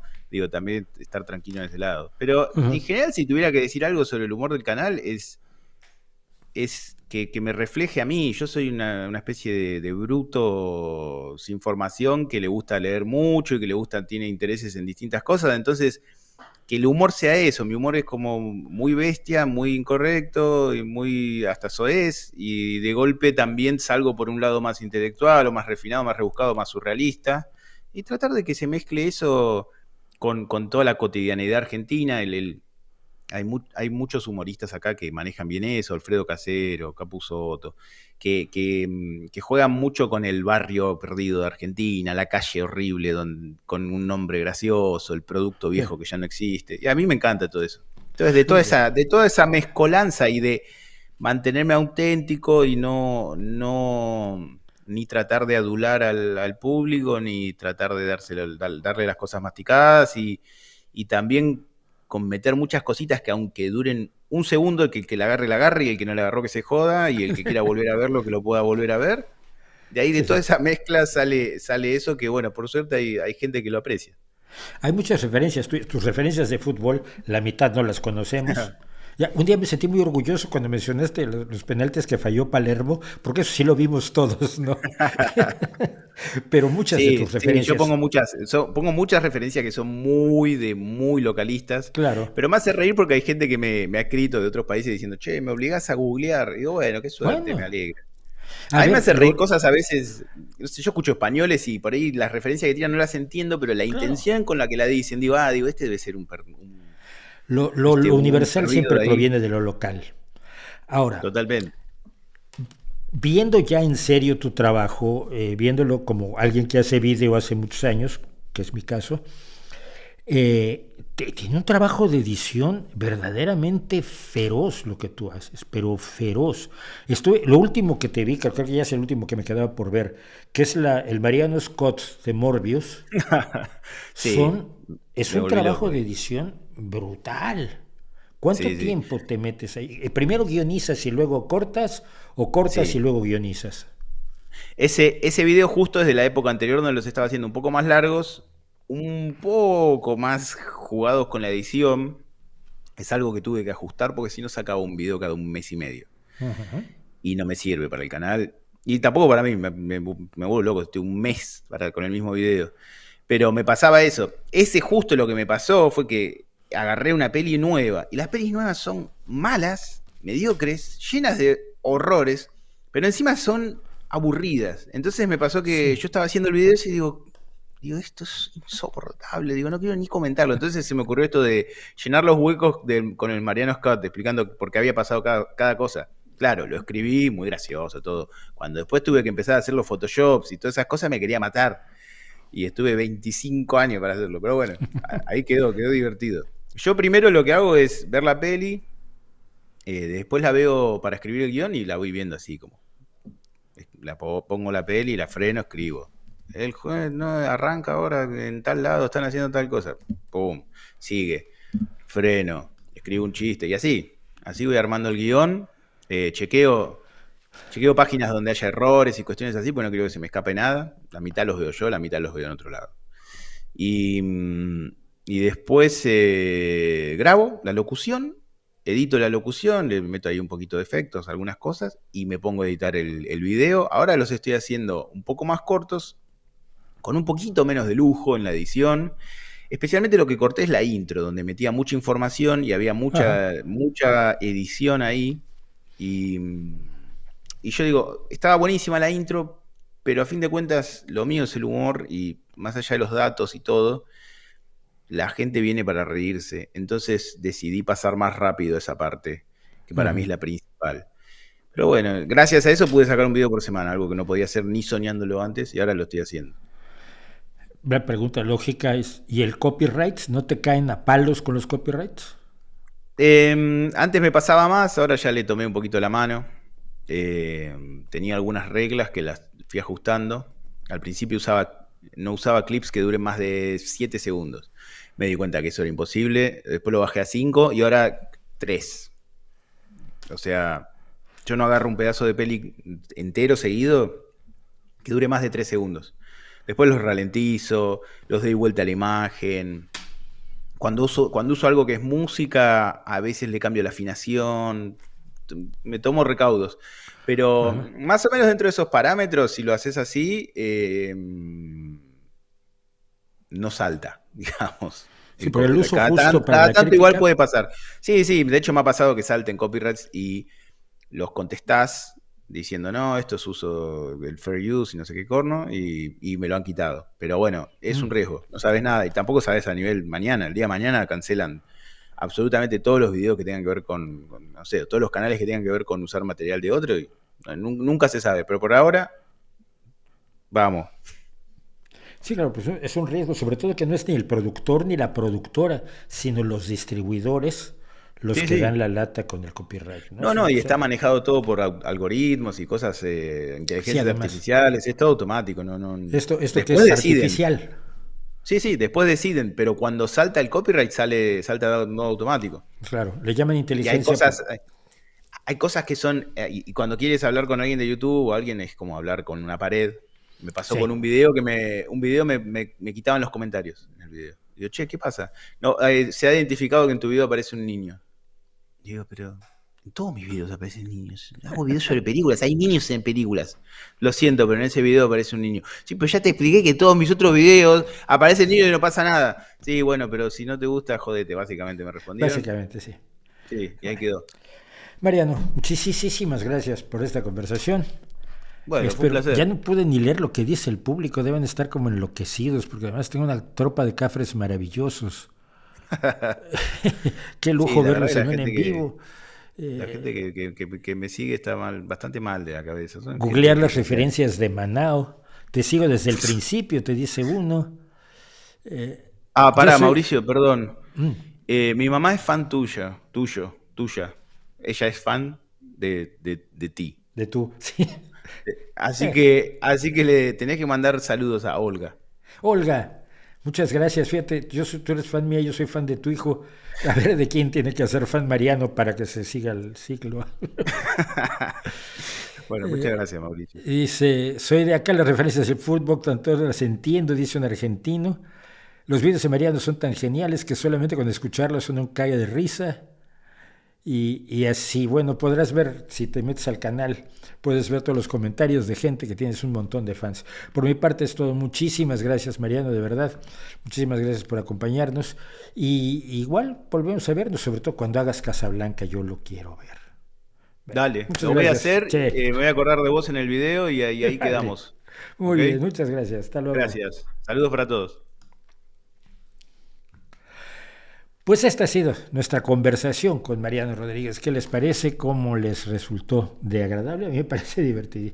Además, efectivamente, es muy divertido, pero es cine. Y estamos hablando de cine y el cine finalmente es una parte importante de nuestras existencias, de nuestras vidas. El cine, esta cosa sorprendente que tiene apenas poco más de 100 años y que sin embargo nos ocupa, aun cuando no lo veamos, ya no lo veamos en el cine. Así que pues me lo pasó muy bien con Mariano Rodríguez y ahora, como todos los días hacemos más o menos esta hora, como todos los jueves, vamos a hacer un pequeño corte. Somos 387 personas, esto es maravilloso.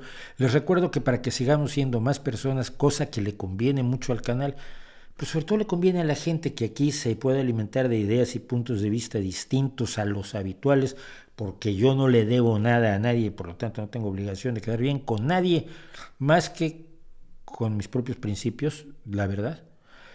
Pues recomiéndenos y que venga más gente y que pongamos ser 500 y 600, 700 en estos streamings. Vamos a regresar en un minuto, no se vayan.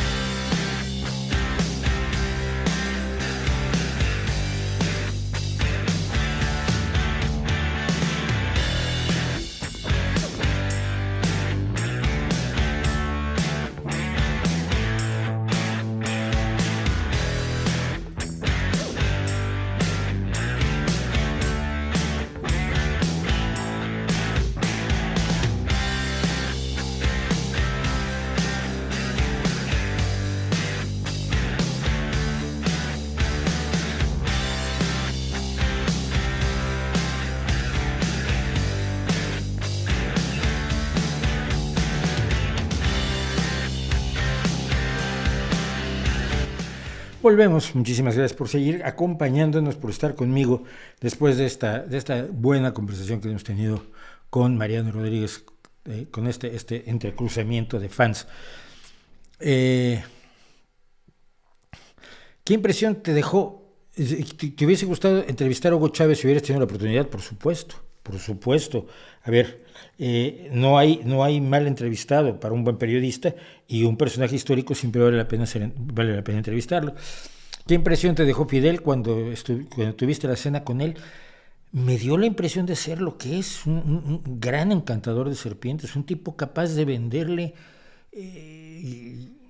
no sé, equipos de calefacción a los beduinos en el desierto. Es encantador.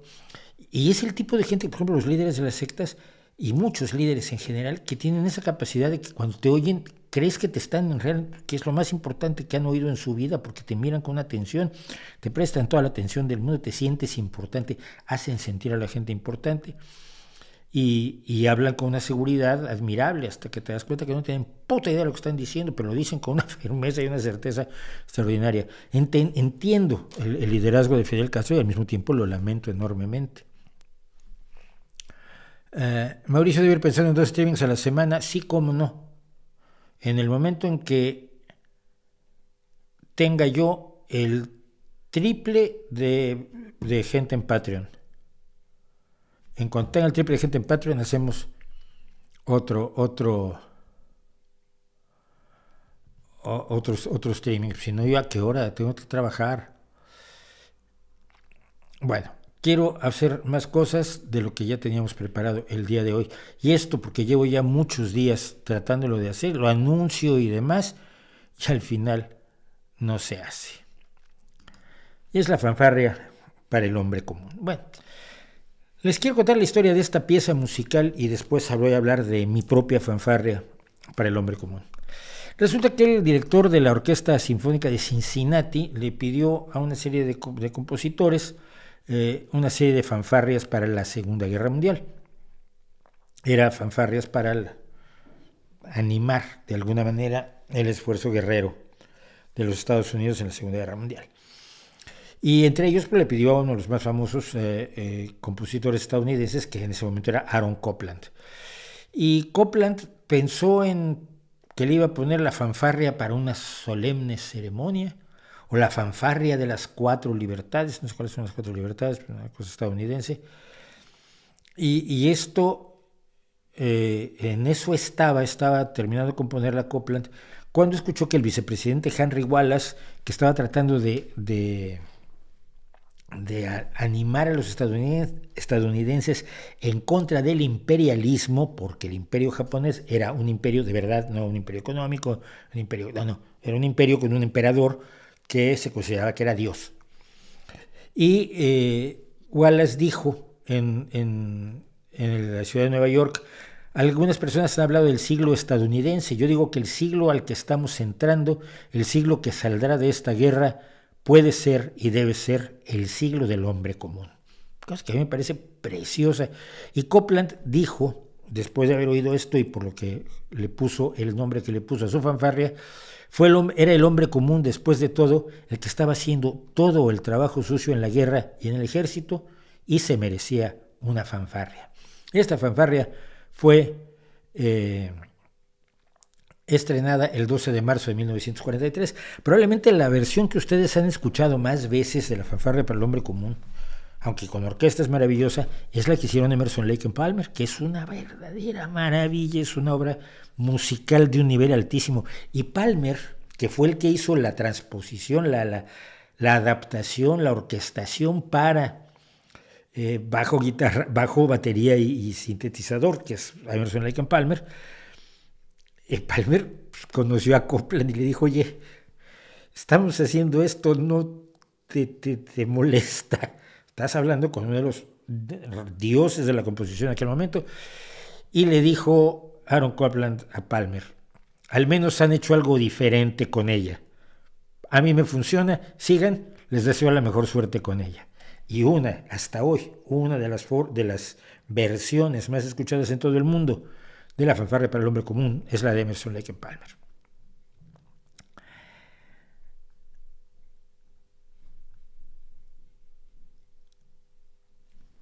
Los listos, los críticos culturales, los sociólogos de cartón piedra, los filósofos afanándose en no trabajar, los medios necesitados de escándalo y los que se sienten superiores sobre las mismas bases con las que los reyes y los aristócratas y los de las razas maestras creen que son superiores, coinciden en su desprecio a la gente común.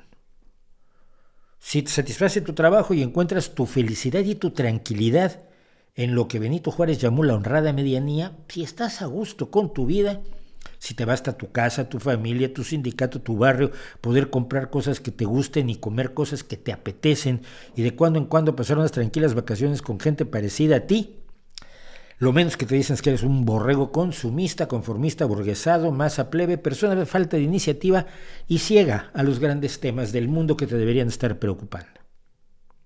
Y esto lo hace la gente de izquierda, ¿eh? Eres el blanco perfecto de los dardos de esa élite de pose augusta, de ideología con pocas ideas, pero mal ordenadas, que se dedican a humillarte, a pitorrearse de ti, denigrarte, marcarse un sesudo ensayo sobre la degradación de la sociedad, sobre la alienación, sobre la mediocrización, sobre los plebeyos, sobre la renuncia al sentimiento de clase, sobre lo villanos que son esos humanos comunes y corrientes, grises, indistinguibles, en sus miserables escritorios, con sus vidas poco lustrosas, mientras que ellos, ay amigos míos, ellos tienen vidas emocionantes, intelectualmente desafiantes, son revolucionarios, son estudiosos de la realidad, son críticos de todo, son los que saben y pueden, son la élite ociosa que como Nerón se sienten artistas sublimes y creen que pueden organizar a la sociedad hasta que les toca organizarla y la desgracian. Pocos son los que saben cantarle al hombre común, a esa gente que, en palabras de Machado, que sí supo, son buenas gentes que viven, laboran, pasan y sueñan, y en un día, como tantos, descansan bajo la tierra. Pero son la gente que cosecha lo que se come usted. Son los que mueven las fábricas, son los que bajan a la mina, son los que salen a pescar, son los que hacen las cuentas en la oficina, son los que diseñan las cosas que nos satisfacen, son los que escriben informes que deciden mucho de nuestras vidas, son los que programan nuestros ordenadores y nuestros dispositivos y nuestros relojes que me hablan a la mitad del streaming, son los que inventan pequeñas maravillas para facilitarnos la vida, no grandes inventos, no me refiero al avión, me refiero a un picador de cebollas de manivela, por ejemplo, ¿no? Hace tiempo decía yo en Twitter, y quise rescatarlo para esta ocasión, lo siguiente: un homenaje a todos los seres humanos, hombres y mujeres, que no son guerreros y no son fuertes. A los que no se enfrentan a la adversidad con un gesto displicente, sino que lloran y sienten hondamente su dolor y a veces son derrotados por él. A todos los que no son ejemplo de superación, los que no se ajustan al modelo de mezcla de Wonder Woman y Bruce Willis, que parece ser lo único que respetamos hoy en día. A todos los que no se sobreponen bizarramente a los embates de una realidad hostil, como espartanos redivivos, somos Esparta, sino que se doblen, los que piden piedad, los que lloran, los que se rinden. Los que no merecen un reportaje lacrimoso por su enorme entereza y valentía. Un homenaje a los humanos débiles, adoloridos y muchas veces vencidos, que son nosotros más veces de lo que son los protagonistas de los documentales, con los que nos debemos identificar más seguido que identificarnos con los héroes y aquellos que no se dejan derrotar por nada. Un saludo, pues, a los perdedores, que merecen tanto aprecio como aquellos que viven la pasión del triunfo, de ser ejemplo a seguir y tener la admiración de quienes se sienten vicariamente como ellos. Un abrazo, pues, al hombre y la mujer pequeños e indefensos, porque son yo.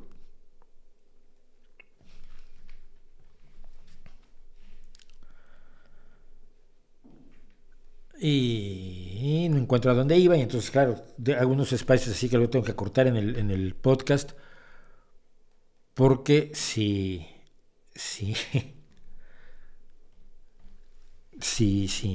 dejo esos espacios en blanco que luego son horribles. Bueno, circo armado por Putin, sí, todo está organizado, no hay nada aleatorio en el mundo, siempre están ellos detrás organizándolo todo. Es más, el hecho de que yo te diga esto y me ría de ti, me lo ordenaron ellos ahí arriba. Ellos controlan cada palabra que yo digo y cada programa de televisión que ves. Cuidado, te están observando a ti. Ten miedo, ten mucho miedo, paranoico Gustavo José Segovia. ¿A qué se refiere con la historia? No, le escribieron los vencedores. Muy bien, voy a seguir con eso inmediatamente después de ver un par de cosas. Dice Ana Figueroa que va a comprar la playera de La ignorancia mata. Muchas gracias, es un diseño horroroso, pero el concepto es correcto, me parece.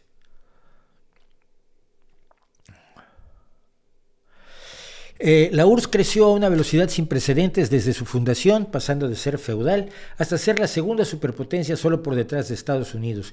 ¿Qué opina de esta idea como defensa del marxismo? Que es malísima. Primero que nada, no fue una potencia industrial, fue una superpotencia militar. Todo lo que hizo la Unión Soviética, sus máximas inversiones, sus máximos esfuerzos y sus máximos desarrollos son militares. Si desarrolla la carrera espacial, no es por ansias de desarrollo científico, es porque es parte del enfrentamiento de la Guerra Fría. Pero al mismo tiempo, los productos al consumidor, los productos que los ciudadanos rusos comunes y corrientes tenían siempre escasamente, eran de una calidad asquerosa, precisamente por la planificación centralizada de la economía y precisamente por la propiedad estatal de los medios de producción. La mayor parte de los incendios en Moscú todos los años se provocaban por televisores que estallaban. No pudo hacer en toda su historia la Unión Soviética televisores que no estallaran o bombillas que duraran. Hay gente que se queja, pues el cartel Phoebus, que en un momento dado intentó hacer la obsolescencia programada con las bombillas, le salió muy mal. Eso es lo que nunca se acuerda de la gente, que le salió muy mal. Pero en la Unión Soviética te recomendaban que compraras las bombillas, como traían fecha, que trajeran fecha de principio del trimestre o del semestre. Porque esas las hacían con más cuidado, pero conforme se acercaba el final y había que cumplir la cuota de producción que impuso el Partido Comunista, el Comité Central del Partido Comunista, que fue imponiéndole a todos los que seguían para abajo hasta tu fábrica y tu línea de producción, entonces la calidad se iba a la mierda porque ibas haciendo las bombillas lo más rápido posible para cumplir con la cuota. Si quieres conocer el horror de la vida de la corrupción y los problemas de la producción de las cosas más sencillas en la Unión Soviética, te recomiendo un libro que se llama Red Plenty, La abundancia roja. Es una especie de novela que no se mete en política, simplemente te cuenta qué tenías que hacer para conseguir un ramo de rosas para tu novia. ¿Cómo era posible que un país entero decidiera cuántos botones de abrigo tenían que hacerse para el próximo quinquenio? Por los planes eran quinquenales, que satisficiera las necesidades de todos los rusos de sus abrigos. Por supuesto, pues eran todos botones iguales, porque si pones a hacer botones de distintos colores, entonces tienes que estudiar en el mercado cuántos los quieren azul oscuro y cuántos los quieren verde militar, cuántos los quieren gris, negro, blanco o rojo. Entonces, botones iguales para todos. Alcachofas en vinagre, iguales para todos. Todo igual para todo, pero poquito, porque no había suficiente capacidad de producción, porque nunca tuvo la capacidad de producción industrial la Unión Soviética que soñó tener Stalin. Ser una superpotencia militar sacrificándolo todo a eso es muy fácil. Pero el problema es que la vida de los ciudadanos rusos, soviéticos, en todas las repúblicas, Dagestán y Kazajstán y Tayikistán y Ucrania misma, era un estatus de vida de mierda, tío. Gris. Y además que para mantener el sistema tenías que mantener un sistema de vigilancia y supervisión de todos los ciudadanos constantes. Con lo cual, encima de que no tenías productos, casas, autos, televisores, radios, cositas que nos gustan a todos los seres humanos y que yo creo que tenemos derecho a ellas. Encima de eso te vigilaban todo el tiempo, no podías hablar, no tenías libertad. Tenías derechos que nunca se cumplían del todo, pero libertades no, porque las libertades había que sacrificarlas por los derechos. Esa era la tónica marxista.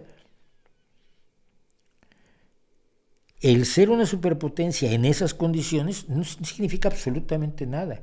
El estándar de vida del estadounidense medio, te guste o no, creció de una manera brutal entre 1917 y el final de la Guerra Fría. Y el precio del auto, de la casa, de una serie de cosas, medido en términos del salario medio, cayó. Te tardabas en comprar cosas una vida. Una pareja para que comprara su primera lavadora, tenías que ahorrar. Ahora en Europa una lavadora cuesta medio salario mensual. No es que el capitalismo sea maravilloso, porque tiene funciones que deberíamos aprovechar en beneficio de todos, con una regulación adecuada y una supervisión debida por parte de la sociedad. Pero como defensa del marxismo es pésima. Es pésima. Y acuérdate siempre que esto no solo iba para el pueblo común. Aunque en su casa usaran otra ropa, todo el comité central del Partido Comunista, cuando se reunía y le iban a tomar foto, todos traían el mismo abrigo, porque era el modelo 584 o algo así, que era el único que se estaba produciendo y todos traían el mismo. Y el mismo sombrero. Porque en el favor de la colectividad, que yo soy absolutamente defensor de que somos un animal social, se llegó a sacrificar del todo la individualidad, olvidándose de que una sociedad viva, funcional, rica, vibrante, está conformada por individuos distintos, con gustos distintos, deseos distintos, puntos de vista diferentes, que debes tratar de ordenar como en un Tetris sociológico para tener una sociedad funcional. Pero tratar de hacerlos a todos iguales, una grisura terrible, pues al final mata la creatividad, mata la inventiva, mata las ganas de hacer las cosas. Cuando solo el Estado decide, cuando es el único patrón que tienes y es el único que vende alcachofas en vinagre. Imagínate que fuera así. Incluso en el capitalismo, por eso los monopolios también están mal vistos generalmente por todos, menos por gente como Thatcher, de quien ya no me va a dar tiempo de hablar hoy, creo. No, sí, me va a dar tiempo. Mauricio, ¿cómo hace para dormir? Tampoco. ¿Cuántas horas duermo al día? 7. Sí, no, sí. Me duermo a las 4, me levanto a las 11, 4 y 7, 11. Duermo perfectamente.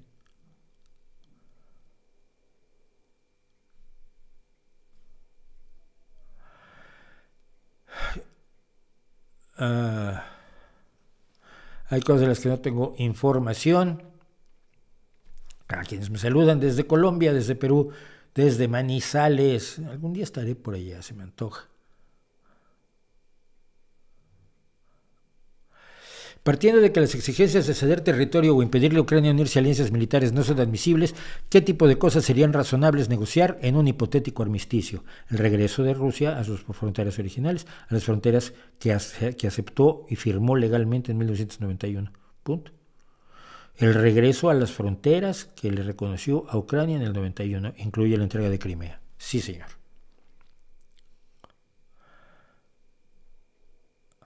En el juego de la copa hay algo sobrenatural que no puedo explicar. No, mira, ve aquí en el canal. Vas al canal y en donde está la lente de aumento o lupa del canal, no la de YouTube general, busca Ouija. Y entonces ahí te explico cómo no hay nada sobrenatural en el juego de la copa. Sí parece que se mueve sola, pero yo te puedo hacer que se muevan solas, que parezca que se muevan solas las cosas, cuando en realidad las estás moviendo inconscientemente.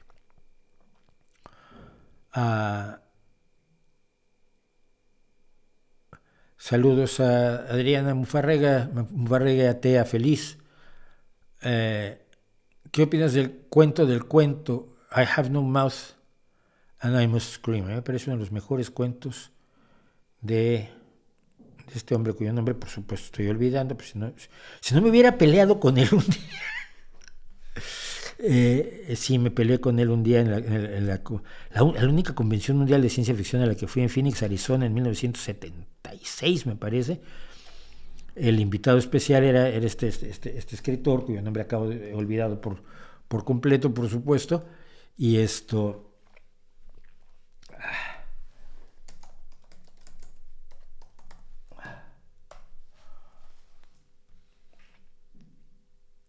Harlan Ellison, brillante Harlan Ellison, grandioso Harlan Ellison, pero iba de invitado especial y el tío era bien desagradable cuando se ponía a ello, ¿no? No sé por qué un momento dado me empezó a gritar y le dije, ¿pero quién crees que eres tú para gritarme, enano infeliz? Me dijo, a mí nadie me habla así, yo soy Harlan Ellison, y me importa un pito, soy Mauricio Schwarz, y digo, sí he leído un par de cuentos tuyos, pero tampoco te pongas así. Me dijeron, mira, me gusta tu actitud, en serio, pues gracias. De los cuentos de Harlan Ellison, ese y Un chico y su perro son los que me gustan más. Me parecen dos cuentos absolutamente extraordinarios. Gracias, Uriel, desde Bogotá. Bueno. Escuché Rush por primera vez, ya comprendo tu fanatismo. Bien, has crecido musicalmente sin darte cuenta. Su opinión de Berto Castillo, su vida política y su declinación por Cárdenas. Bueno, podía haber declinado antes. Rosario Ibarra, cabeza de piedra, ni siquiera declinó a tiempo. Si hubiera declinado a tiempo hubiera sido mejor. Eberto tenía un ego muy grande. Bueno, toda la gente a esos niveles tiene un ego muy grande, no puedes decir que Cárdenas no la tuviera, pero Eberto, solamente una vez estuve con él y me pareció así como demasiado sobrado. Pero también he estado con gente muy importante que es muy humilde, ¿no? Los grandes empresarios. Entonces me desagradó eso, pero fue un hombre importante para la lucha por la democracia en México y tendremos que seguir luchando por la democracia en México. ¿Qué opinión tienes sobre las personas que se declaran antiprogre, que no saben lo que están diciendo? ¿Qué le debemos al progresismo hoy en día? Todo. Todas tus libertades, todos tus derechos, toda tu tecnología, todos tus alimentos, todos tus productos de consumo, todo Internet y todo. El pensamiento regresivo es el que es lo contrario. Bueno, no voy a seguir con esto porque sí quiero contarles, ya que no me va a dar tiempo de todo, porque claro que no me va a dar tiempo de todo, hay dos cuestiones que sí no quiero que se me pasen. Y una de ellas es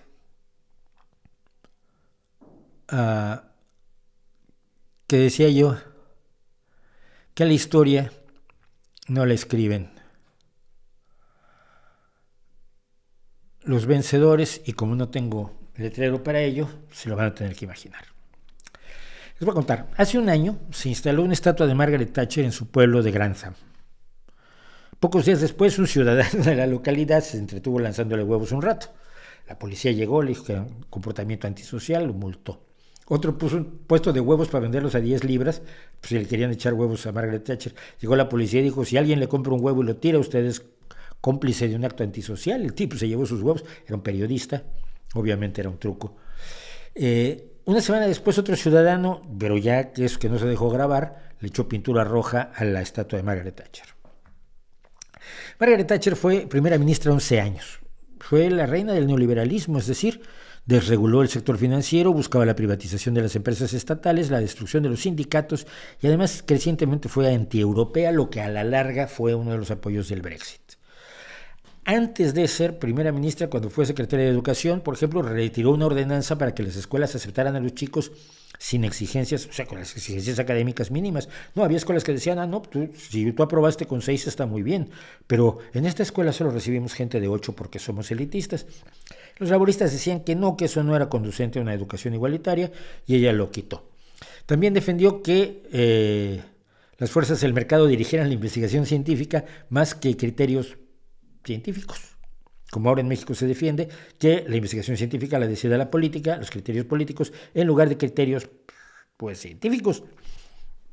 Y en uno de sus grandes actos como secretaria de Educación, abolió la leche gratis para niños de 7 a 11 años para ahorrar. Tú sabes, si dejas sin comer a los niños, pues ahorras. Los niños comen mucho.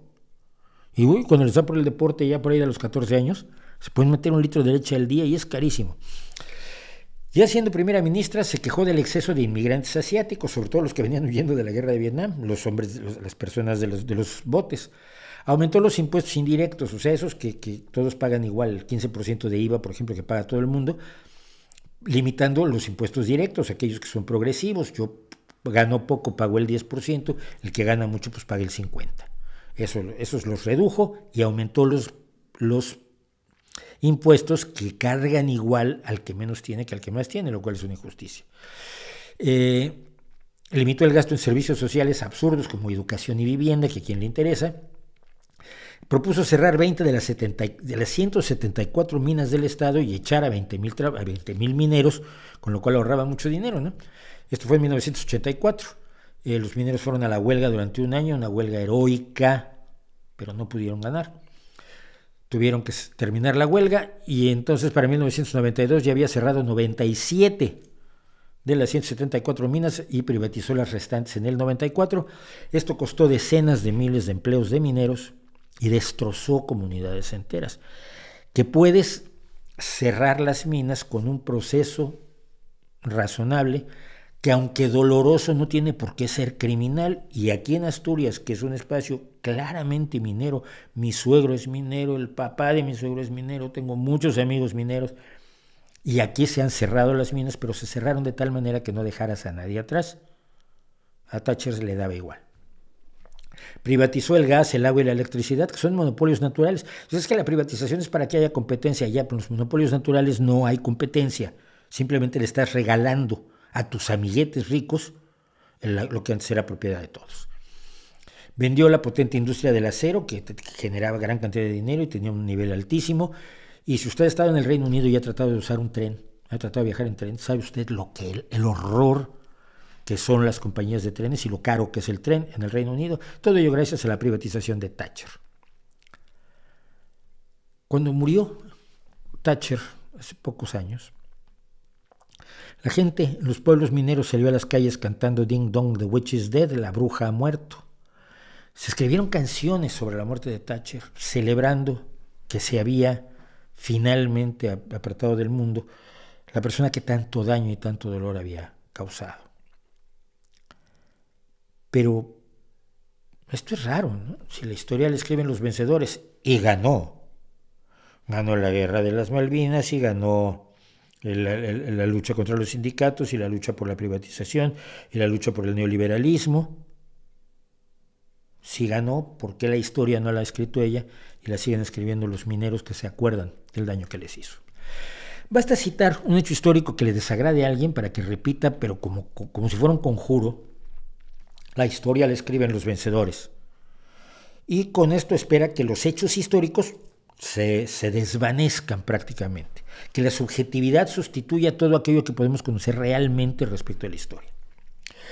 Lo que nos están diciendo es que la historia no depende de datos, de hechos, de memorias, de documentos, de testimonios, de restos arqueológicos y de otros elementos historiográficos que nos podrían revelar cómo ha sido la historia, el pasado. No, solamente la voluntad del vencedor determina qué es lo que se escribe en la historia. Así que el vencedor, si no puede convertir el agua en vino, sí puede convertir la derrota en triunfo, la noche en día y la crueldad en bondad. Pero si echamos un ojo a lo que sabemos de historia, a lo que usted sabe de historia, a lo que yo sé de historia, y cada día sabemos más de historia, tenemos que reconocer que esto no es cierto. En todo caso, los vencedores escriben una versión de la historia, pero habitualmente es una versión que no soporta la prueba del tiempo, la prueba de los hechos, la prueba de los historiadores serios y profesionales, que son más acuciosos y más comprometidos con la realidad que obsequiosos con el poder. Y además, mire usted, si la historia la escribieran los vencedores, no lo sabríamos.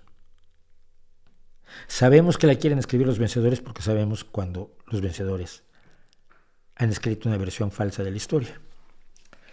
Si los vencedores escribieran la historia como la gente repite asnalmente, asumiríamos ciegamente que esa historia, la única historia escrita, única, refleja los hechos en su totalidad de manera absolutamente fiel y no hay discusión.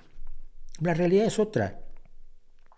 La historia se reescribe constantemente y tiende a reflejar cada vez mejor los hechos reales hasta donde podemos conocerlos. Evidentemente no podemos conocer todos. Digamos que no puede llegar a los hechos reales, pero se acerca asintóticamente, diríamos con una metáfora matemática, a los hechos reales. Franco escribió la historia, sí, Franco escribió su historia de la guerra civil, pero luego resultó que hay otra historia. Y que las historias que se basan en hechos resultan más fiables que las que se escriben desde las vísceras del franquismo y a veces desde las vísceras del republicanismo.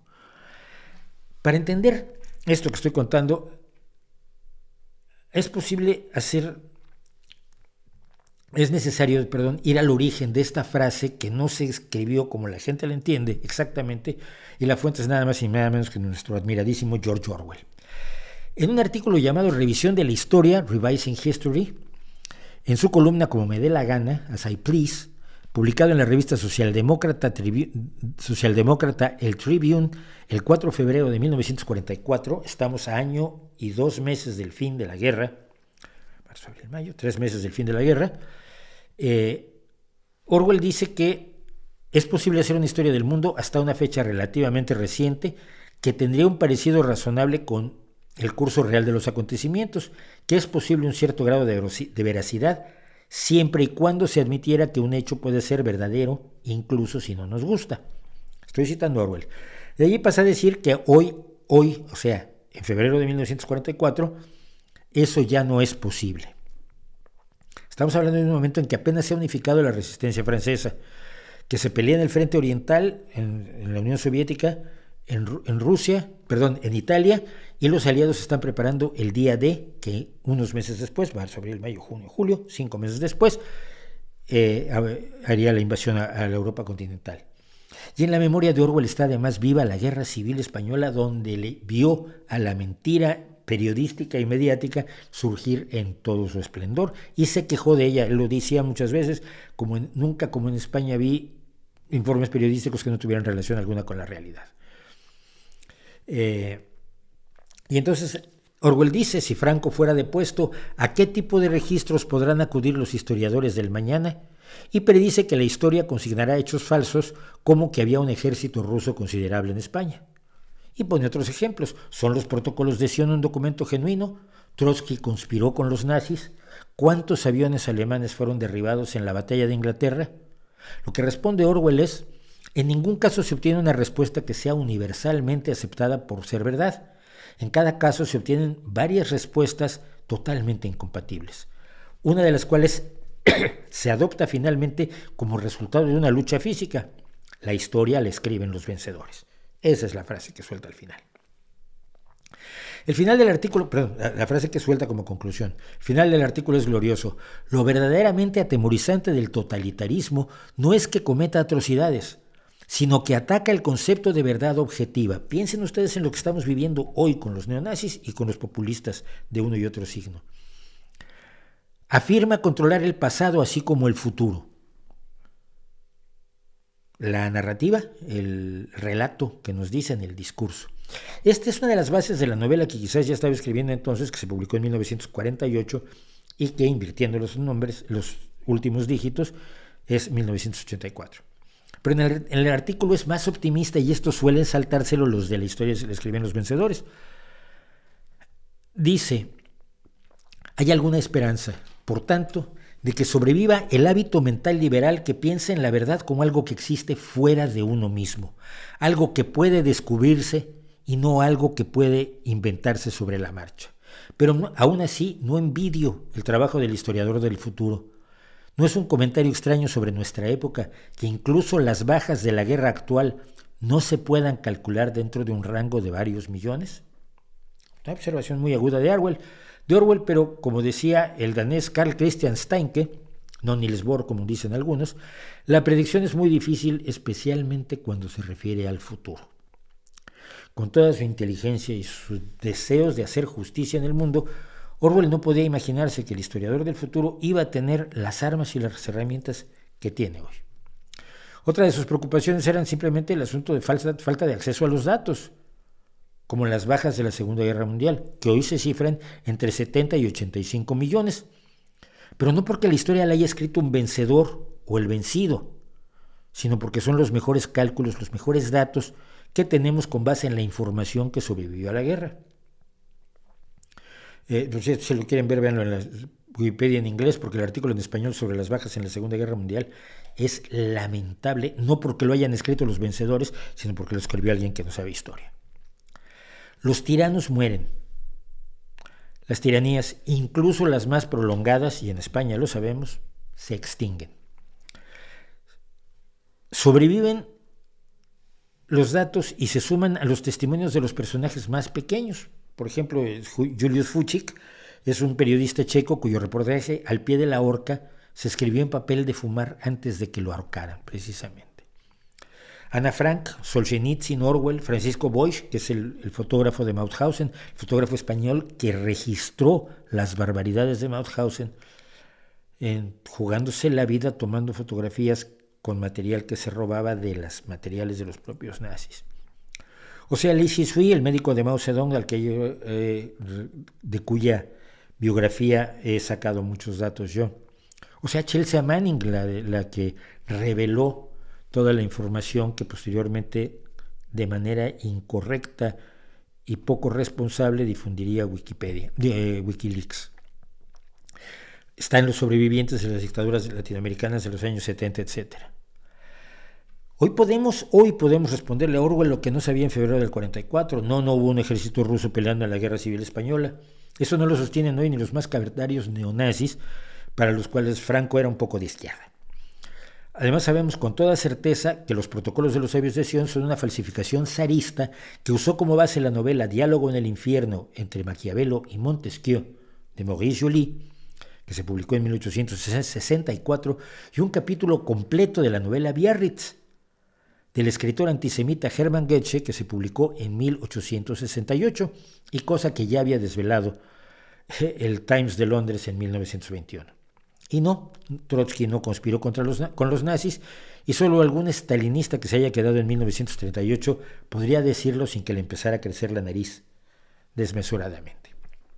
Finalmente, los alemanes perdieron 1.700 aviones en la batalla de Inglaterra, poco más o menos. Y existen documentos oficiales que contabilizan las bajas aéreas de ambos bandos a partir del 1 de agosto de 1940. Simplemente que esos documentos no estaban disponibles para Orwell antes del fin de la guerra. Puede haber varias historias, por supuesto. Véase como ejemplo la catarata que sigue surgiendo de libros sobre la Guerra Civil Española y que alimenta una industria editorial que le conviene que haya visiones y opiniones encontradas. Pero si las opiniones pueden ser distintas, los hechos son inamovibles. Hoy, cuando resulta casi trivial derribar mitos y contar lo que los tiranos de ayer no querían que se contara y creyeron que iban a lograr que no se contara nunca, tenemos la certeza además de que mañana se contará lo que hoy los tiranos de hoy quieren ocultar. Hoy que los datos fluyen en saltos electrónicos imposibles de detener, es prácticamente inimaginable que los vencedores escriban la historia, aunque quieran. Aunque Putin quiera escribir la historia de Ucrania como él quiere, aunque Kim Jong-un quiera escribir la historia de Corea, la verdad de la historia, mucha verdad de la historia, se va a hacer presente tarde o temprano.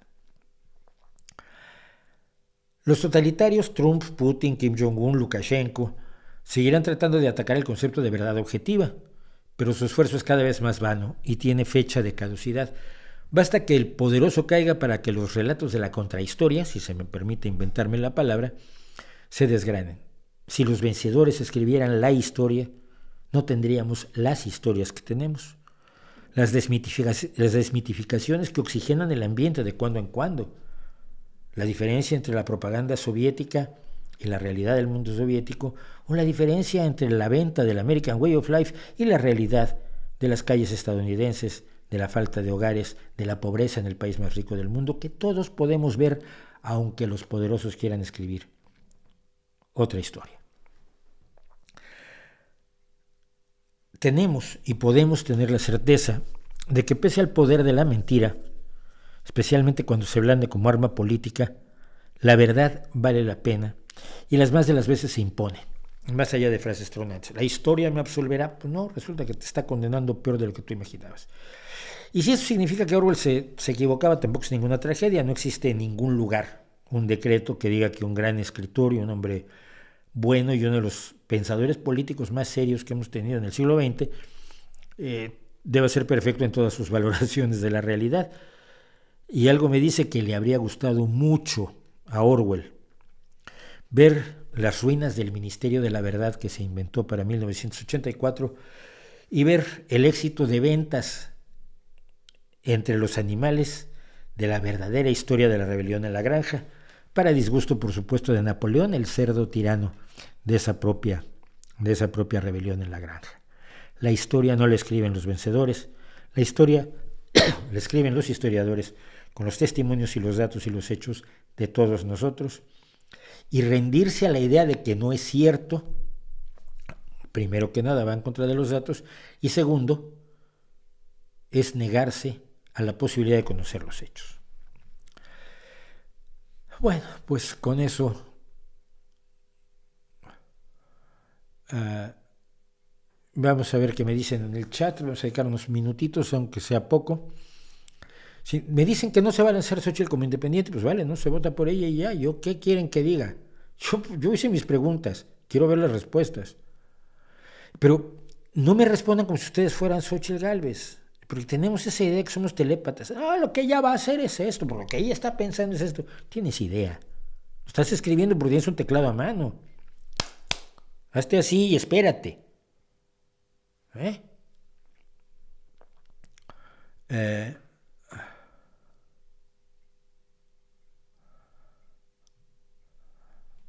Están discutiendo que si la ley dice o no dice. Vas a la ley, ves lo que dice y entonces traes lo que dice la ley. No, yo tengo entendido, cuando alguien dice según tengo entendido, es que no lo entendió.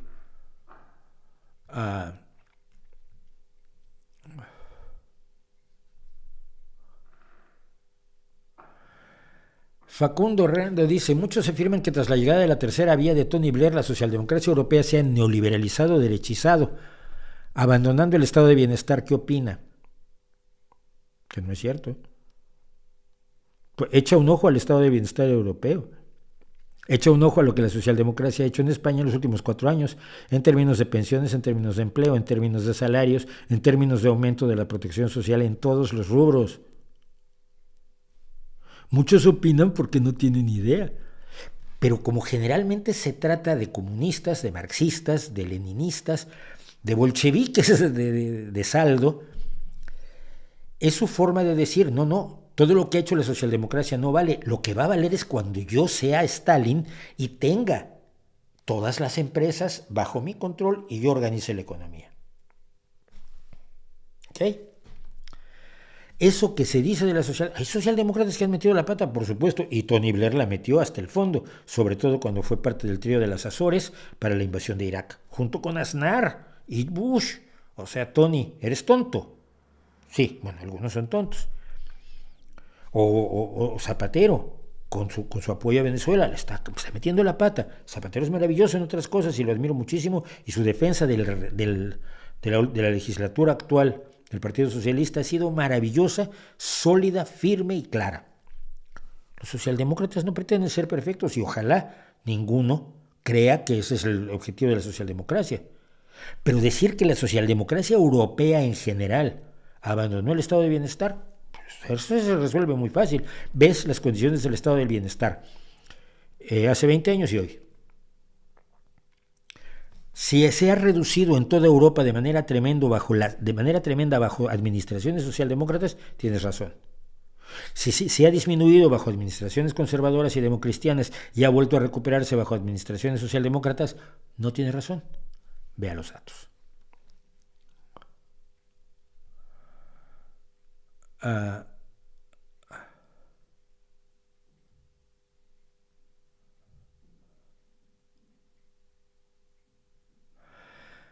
Bueno, yo quiero, tú se lo haces llegar. Donovan Chiputín dice que le hace llegar a Xochitl mis preguntas, pues vale, que me las responda. Si me las responde en video, lo ponemos aquí incluso, ¿Crees que el Papa es un lindo farsante? Sí. Y este se cree un poco más el cuento que los otros, Pero sí creo que... gracias a Videoinfo 22 por su superchat. ¿Qué dices ante la acusación de corrupción contra la industria farmacéutica con la que siempre salen los izquierdistas Feng Shui? Que no es cierta, que no es verdad. La industria más regulada del mundo es la farmacéutica. En ocasiones se le encuentran errores y horrores, sí, como a todas, y pagar las multas como todas. El problema muchas veces es que preferimos pintarlos de malos que de equivocados. Porque decir que alguien se equivocó suena como muy light. No, tienes que pintarlos como unos villanos de estos de caricatura o de película muda, ¿no? Se arriscan los bigotes mientras ponen a la chica, en vez de casarse con ella, la ponen en el tren para que la corten 3. O sea, es una visión un poco infantil. Si hay hijos de puta. Está Skripal, por ejemplo, el tipo que compró un medicamento importantísimo y lo aumentó en 5,000% de un día para otro. Ya está en la cárcel, me parece ahora. O sea, nadie dice que sean mejores que los empresarios de otras cosas, pero no son malévolos. La mayoría de los investigadores biomédicos están tratando de mejorar la vida de los seres humanos y se ha mejorado y los resultados están allí, los medicamentos están allí y las mejores técnicas quirúrgicas están allí y los mejores materiales quirúrgicos para ponerte hombros y caderas y rodillas que antes no estaban allí y que ha hecho la industria biomédica o farmacéutica están allí. Todas las sustancias de quimioterapia que han permitido vencer a una gran cantidad de cánceres, que el cáncer ya no es una enfermedad mortal por necesidad y que todos conocemos los sobrevivientes de cáncer. Es muy fácil acusar, es muy difícil demostrar y siempre puedes sacar 4 o 5 casos escandalosos. El de la familia del fentanilo y de los opioides, por ejemplo, es un caso aterrador, pero ellos lo que hicieron fue facilitar que médicos privados le dieran opioides innecesarios a personas que iban a volverse adictas. Eso es un delito. Pero no quiere decir que todas las industrias farmacéuticas funcionen exactamente igual. Solo en México hubo la acusación a todas las empresas farmacéuticas de que eran unas corruptas horribles y iban a ir a la cárcel todos sus dueños. Gracias a eso se cortó el suministro de fármacos para el cáncer pediátrico. Y después de que no se demostró absolutamente nada de las acusaciones delirantes de López Obrador, ahora está tratando con las mismas empresas para tratar de recuperar parte de lo que se ha perdido en el suministro de medicamentos. Es un mito que puede estar basado en casos aislados o en casos concretos que deben ser abordados con todas las de la ley, pero que no puedes usar para embarrar a todo el mundo, ni para negar la validez de los logros que tiene la industria farmacéutica, gracias a los cuales hoy vives el doble que tus abuelos. Joder, es que no es tan difícil.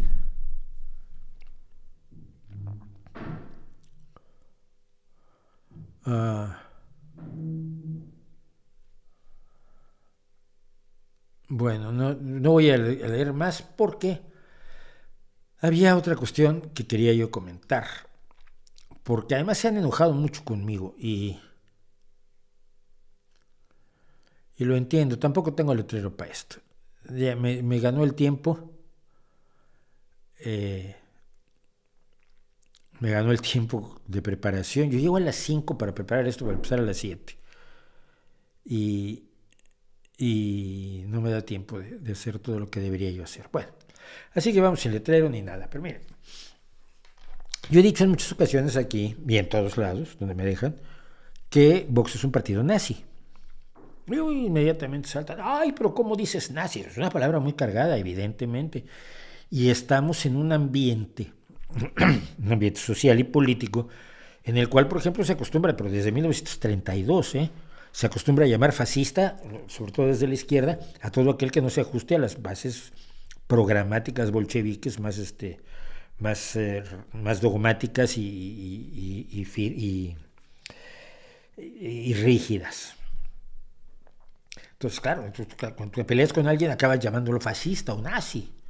Entonces, si tú eres medio de izquierda, te va a llamar comunista y guardia de gulags y este tipo de cosas. Son cuestiones de carácter retórico, de la incapacidad de la gente para argumentar.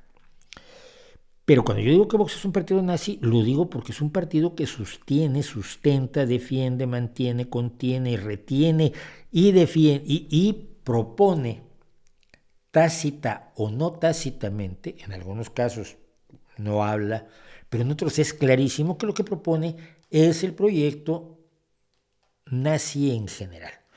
El nazismo no está muy bien definido porque iba evolucionando y porque nunca, fuera del programa de los 10 puntos, que lo usé como buena base para esto, muchas veces las cosas evolucionan conforme era el discurso de Hitler de esa ocasión. No hay un cuerpo teórico programático como si puede tenerlo el marxismo bolchevique a través de Lenin y luego de Stalin, o como si puede tenerlo la democracia, o si pueden tenerlo las monarquías, que tienen una visión teórica que lo sustenta. No pasa aquí. Pero vamos a ver cuáles son los puntos programáticos básicos, algunos de los puntos programáticos básicos del Partido Nacional Socialista de los Trabajadores de Alemania, el NSDAP, para ver si es exactamente lo que defiende Vox o yo soy un malvado que lo estoy llamando nazi sin que lo sea.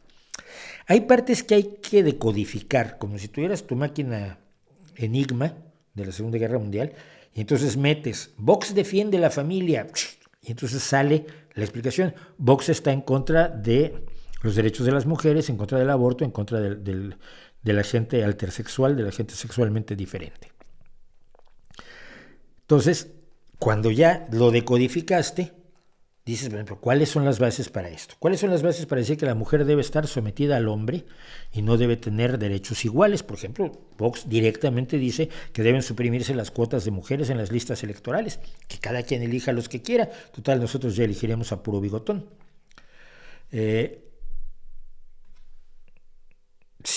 ¿Quién dice que la mujer debe estar sometida al marido y que no debe tener derechos? ¿Quién está en contra de la homosexualidad y dijo que había que matar a los homosexuales? Bueno, se cargó toda una ciudad, ¿no? Se cargó 2, Sodoma y Gomorra. ¿Quién dice que no debe abortar? Eso es más novedoso porque la Biblia no menciona nada sobre el aborto, pero nunca se los digas porque se les funde un fusible. Pues la religión. Una de las bases del nazismo es el uso de la religión. Esto ya lo hemos contado, precisamente en el video del miércoles decía yo algo. Hitler claramente utilizó la religión como parte de su esquema de dominación, creyera o no en ella, eso es irrelevante. Entonces, Vox está estrechamente unido a las visiones religiosas de la sociedad. Un punto. Nacionalismo. Una de las cuestiones más curiosas de Vox es que está en contra de la pluralidad lingüística. España es un país con tiene una pluralidad lingüística natural. Ha generado distintos idiomas, sobre todo por sus desarrollos regionales. Esto no es raro, hay muchos países que tienen o varios idiomas o varias variantes de idiomas. Hay algunos que son tan diferentes como Suiza, donde se habla italiano y alemán, que tienen raíces totalmente diferentes, o España, que tiene, salvo el euskera o vasco, que nadie sabe de dónde salió, sus otros idiomas, la lengua en Asturias o el bable, el gallego, el catalán, el mirandés, son idiomas que son idiomas romances, pero que tienen su característica de lenguaje. Vox va en contra de la pluralidad lingüística, pero también va en contra de la autonomía de las comunidades. Cuando se hizo la transición, España se dividió en comunidades autónomas que tienen autonomía. Sin ser una federación, España, para los que no lo sepan, España funciona como una federación porque hay una serie de competencias, por ejemplo, en salud, en educación, que no maneja el gobierno central de Madrid, el gobierno del Estado español, sino que la manejan las distintas comunidades autónomas para responder a las necesidades de su gente, de sus espacios geográficos y culturales.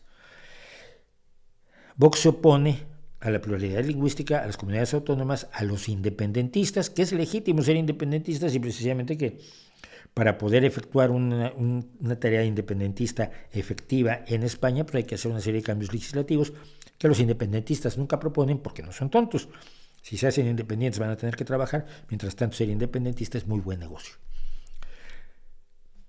Pero el nacionalismo es una de las bases también centrales. La ultraexaltación del nacionalismo con otros elementos, no solo el nacionalismo, uno de los elementos que caracteriza al nacionalsocialismo. Entonces ya tenemos la religión y el nacionalismo. Tenemos el militarismo, la exaltación del ejército, de la mentalidad bizarra, de lo militar, que es como característica además del nazismo, dice que a la gente no solo le interesa tener una casa agradable y comer y tener un buen sueldo y tener a su familia y tener a sus amigos y sus diversiones y eso, sino que de cuando en cuando necesita el fervor patriótico y el sonido del sable y el retumbar de los cañones. Es parte de la naturaleza humana. Eso no se ha demostrado hasta ahora, es parte de la naturaleza nazi, pero no de todos los seres humanos. Algunos no nos emocionan mucho ni los cañonazos ni las marchas militares. Ustedes saben que además la música militar es una contradicción en términos, y el militarismo no parece ser una cuestión que entusiasme mucho a seres humanos comunes y corrientes, pero ellos sí, y piden en la exaltación de la identidad nacional, en relación con el nacionalismo, pero a través de sus héroes, gestas y batallas que demuestran históricamente el gran valor militar de la España profunda, de la España histórica, de la España conquistadora, de la España de la Armada Invencible. El militarismo es una de las cosas que les encantaban a Mussolini, a Hitler, a Franco, a todos los fascistas y nazis. Pues añadimos el militarismo a nuestro equipo. Pero luego vamos a las tradiciones. Las tradiciones son las que identifican supuestamente a un grupo de personas determinado. Si viene una persona de otras tradiciones, pues es malo. No es alguien a quien puedas decir, bueno, voy a incorporar algunas de sus tradiciones, y a cambio él incorporará algunas de mis tradiciones, y así vamos generando este sincretismo que nos da por resultado pues, la vida que vivimos, porque la vida que vivimos es sincrética. Porque la Navidad que se vive en Madrid o en Aguascalientes, no es una Navidad que se inventó en Madrid ni en Aguascalientes, tiene elementos nórdicos, tiene elementos romanos, tiene elementos de distintos lugares. Y todo esto con un ser que supuestamente nació en el Medio Oriente. Pero no, ellos dicen que hay que proteger los valores tradicionales y sobre todo la bandera, el himno y la corona. Bien, tenemos 3 elementos allí. La bandera y el himno son invenciones, son símbolos absolutamente prescindibles, pero que forman parte de los bases del nacionalismo y el militarismo vistos desde el nazismo. Y la corona, pues la corona es la idea de que un ser humano tiene la capacidad de decidir por todos los demás. Evidentemente el rey que tenemos en España es un jarrón chino que simplemente firma leyes que no tienen ningún poder. Pero no es exactamente eso lo que le gustaría a Vox, le gustaría que tuviera más poder porque una sola persona tomando decisiones es preferible a la democracia, y así lo demuestran, y esto que se llama autoritarismo, así lo demuestran en su exaltación de la dictadura y de sus crímenes, proponiendo constantemente que se limiten las leyes de memoria histórica, que se cancele la idea precisamente de contar la historia como fue y que se rescate a las víctimas de los asesinatos franquistas para que sus familias, pobrecillos, puedan finalmente enterrarlos donde quieran y ya sentir un poco de paz porque han estado sin sus seres queridos, enterrados a la vera de los caminos o en las tapias de los cementerios durante muchísimos años. No, acabar con la memoria histórica es la defensa de la dictadura, del autoritarismo, del totalitarismo y de sus crímenes. Porque el totalitarismo es el poder total del Estado. Al eliminar las autonomías, eliminar las policías autonómicas, para centralizar todo el poder represivo del Estado en el poder central, precisamente lo que se potencia o lo que se establece es un mayor totalitarismo, donde las decisiones de muchísimas personas muy lejos de Madrid se toman en Madrid, donde está el señor del poder. Autoritarismo y totalitarismo son parte de la ensalada nazi. Finalmente, ir en contra de lo público y los sindicatos, aumentar la riqueza de los grandes capitales, reducir el Estado para que la gente se defienda como pueda, desde un punto de vista que algunos llaman liberal, pues es otro de los elementos clave que formó y permitió precisamente el crecimiento de la industria alemana. Cuando se carga los sindicatos Hitler, forma el sindicato único, dice que los sindicatos tienen que trabajar junto a los patrones para hacer una patria grande, porque lo importante era la patria, y en el proceso se enriquecieron los patrones. Lo que se creó es la idea de servir al capital para que sirva a la patria. Cuando ustedes les dicen que los nazis eran socialistas, recuérdenles este pequeño detalle. Todas las grandes empresas, Porsche, Bayer, los fabricantes de aviones, etcétera, Kopf e hijos, que eran los que hacían los hornos crematorios para los campos de exterminio, todos ellos se enriquecieron. El socialismo se supone que es busca moderar la riqueza y aumentar la vida, el caudal de los más pobres, y es exactamente lo contrario a lo que hizo el nazismo, y es exactamente lo que quiere Vox. Y finalmente, todo esto conforma más o menos las ideales del fascismo, tanto de Mussolini como de Franco, pero hay un detalle adicional, es el racismo. El racismo, que fue el distintivo del fascismo alemán, del fascismo de Hitler, se volcaba contra los judíos, contra los eslavos, contra los negros, contra todos los que no fueran arios, en la idea de arios que tenían los jerarcas del Partido Nacional Socialista de los Trabajadores de Alemania, ninguno de los cuales era ario como ellos decían. Es decir, para ellos el ideal ario era el nórdico, piel rosita casi verde, cabello rubio casi blanco, ojos azules casi transparentes, que si usted analiza cómo eran Himmler y Goebbels y Hitler y Goering y toda esa tropa, pues ninguno era ni de lejos así. A Hitler luego le ponían los ojitos azules.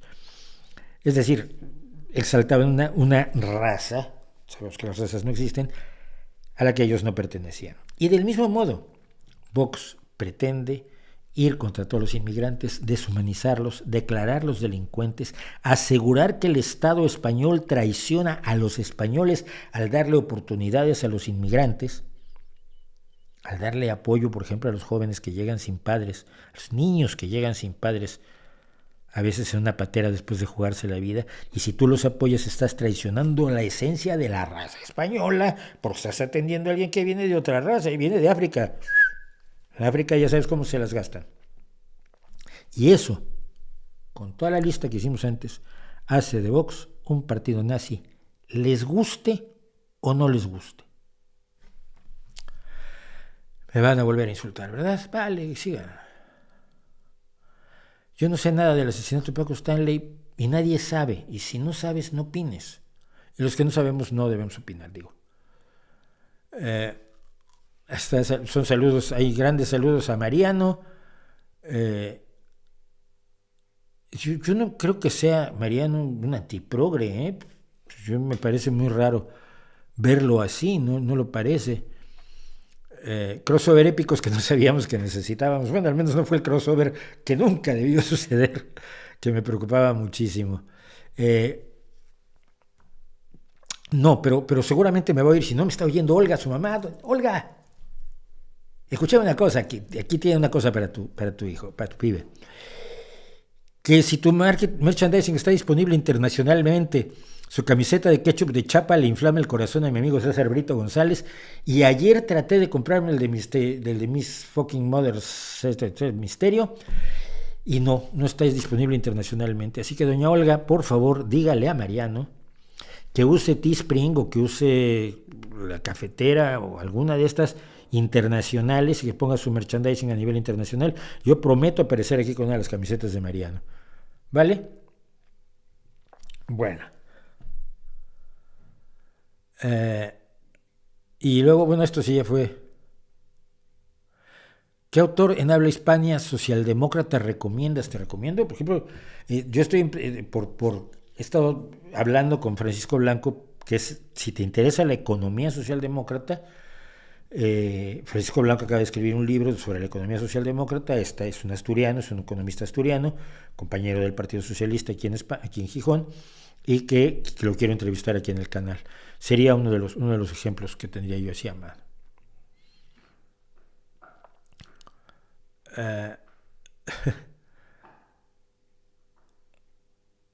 Bueno, aquí ya me encontré con todos los que están hablando, bueno, pues que hablaron en su momento, pero llegué hasta ahora en el streaming a la conversación que tuve con Mariano. Que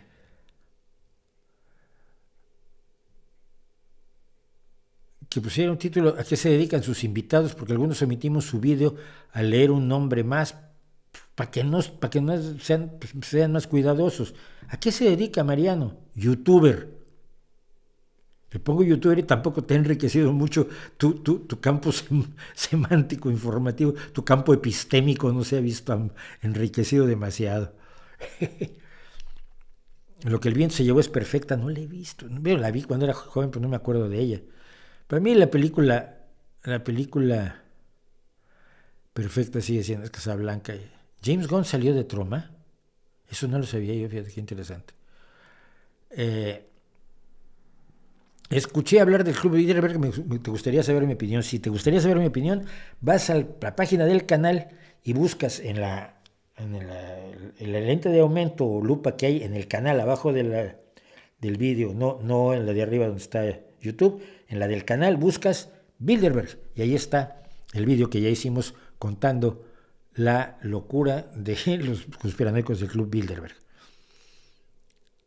Qué lujo verlos en vivo, pues, nos divertimos. Por lo menos yo me divertí, espero que Mariano también se haya divertido. Dice,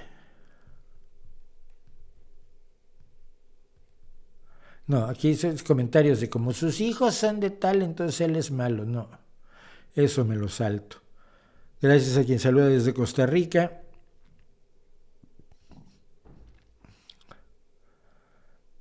Ya mandó un enemigo de Xóchitl Gálvez, ya vino aquí a decirnos, no le hagas ningún caso, es mala. Igual no es mala. Bueno. El hecho que la madre María no sea fan de Mauricio creo que explica algunas cosas. Yo me quedé absolutamente súbito.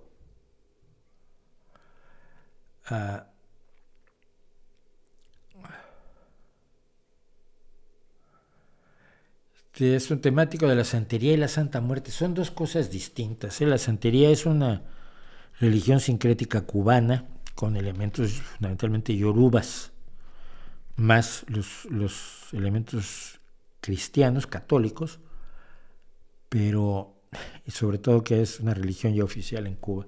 Es increíble. Todavía los perseguían cuando yo estuve en Cuba en el 92 y ahora les dan cancha. Un corredor crew aquí en YouTube, eso sería divertidísimo. ¿Está Carl Palmer al nivel de Peart? No.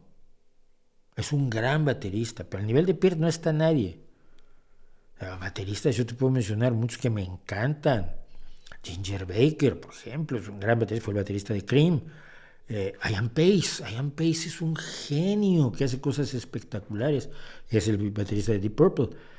Pero Neil Peart era otro nivel, porque su nivel técnico y su nivel de visualización del papel de la batería dentro de un grupo, además un grupo pequeño de 3, pues no tiene igual. Yo lo he dicho, si no es tu baterista favorito, es seguramente el baterista favorito de tu baterista favorito.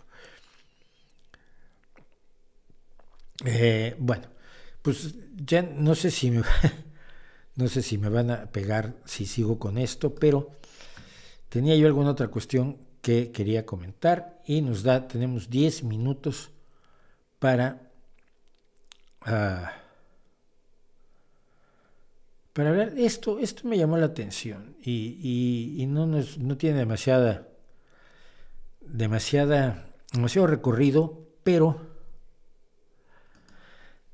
esto tiene relevancia para las personas que idealizan el pasado indígena mexicano, que es parte de nuestro legado y que por lo tanto debemos conocer, pero no idealizar. A la gente le molesta mucho que los españoles idealicen su labor colonial. Ay, no, si eran unas buenas personas que fueron a ayudar a los indígenas para que aprendieran cositas europeas bonitas y los trataron muy bien y los llevaban a la escuela y les daban su chocolate todos los viernes. No es cierto. Unas bestias que iban a enriquecerse a costa de los que se iban encontrando por el mundo, que es lo mismo que hicieron los aztecas con los tlaxcaltecas. Pero entonces, bueno, sí se puede haberse exagerado cosas del accionario europeo, el accionario español en América Latina, pero no se puede blanquear. La leyenda negra no se convierte en una historia blanca de hadas, nada más porque tú lo digas.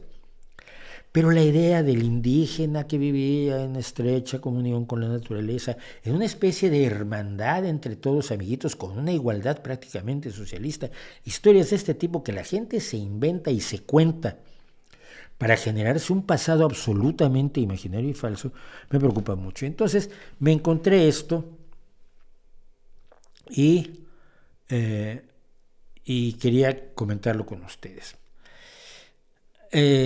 Se publicó hace poco en Nature y me interesa porque es precisamente una de las publicaciones de la revista Nature. Es sobre comportamiento humano. Nature tiene varias subrevistas que tratan distintos temas científicos, porque no todo cabría en Nature. Nature se desbordaría y ya es una revista desbordada como Science.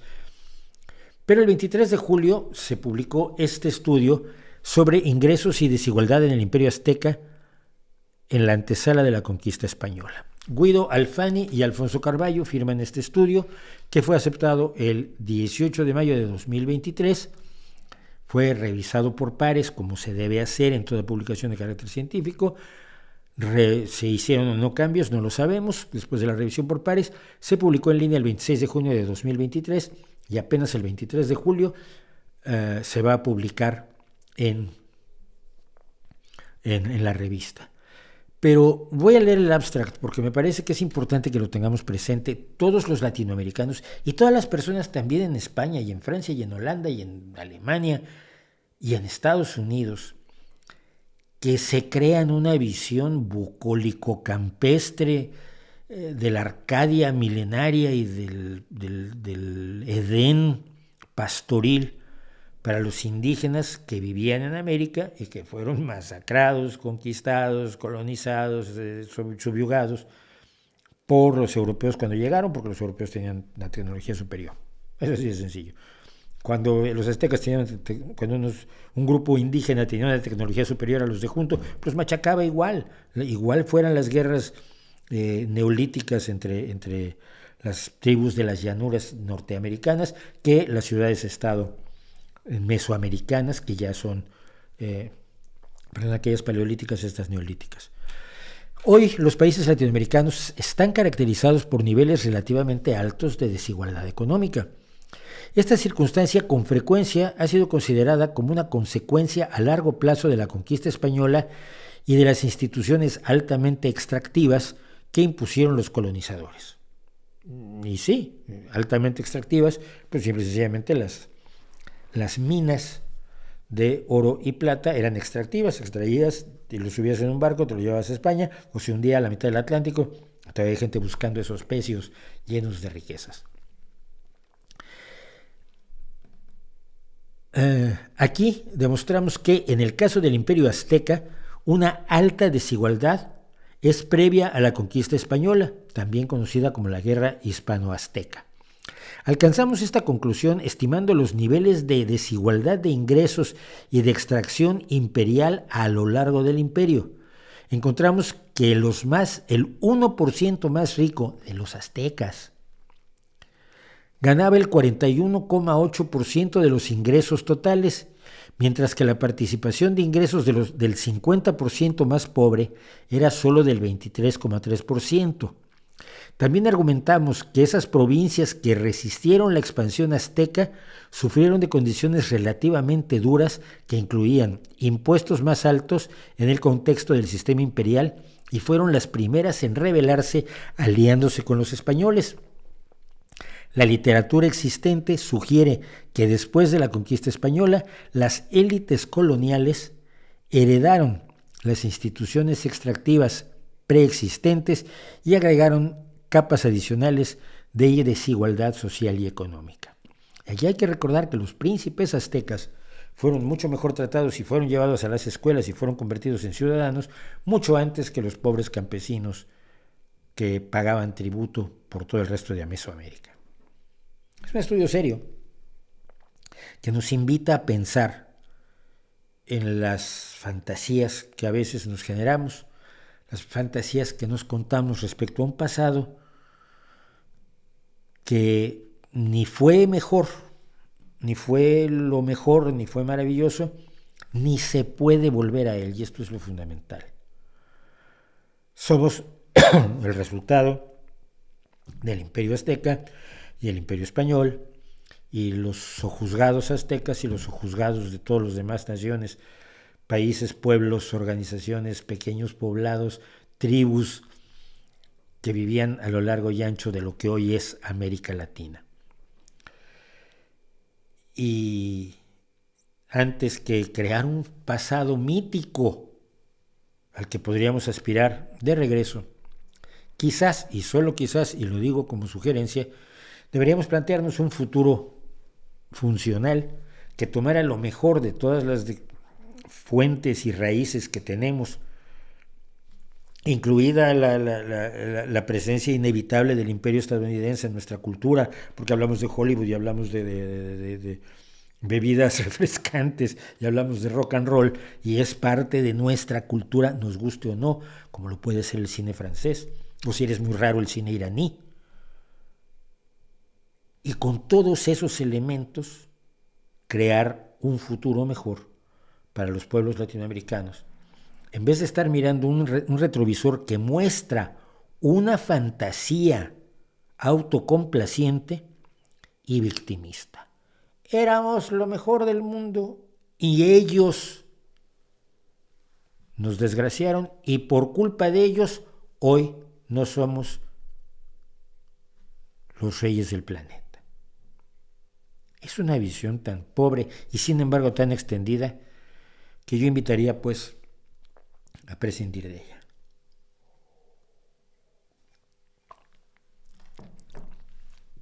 Y cerramos estos 5 minutos que nos quedan. Dice, a ver qué veo.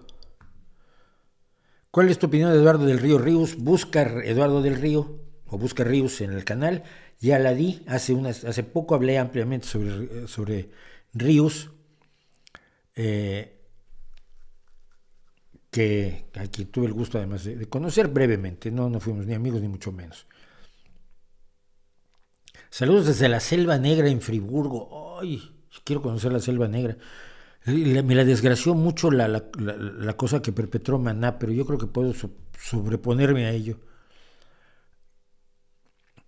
¿Crees que los obreros chinos que hoy trabajan mucho más de 8 horas para pagar la renta de sus cubículos estarían dispuestos a sacrificar su libertad por los derechos que no alcanzan?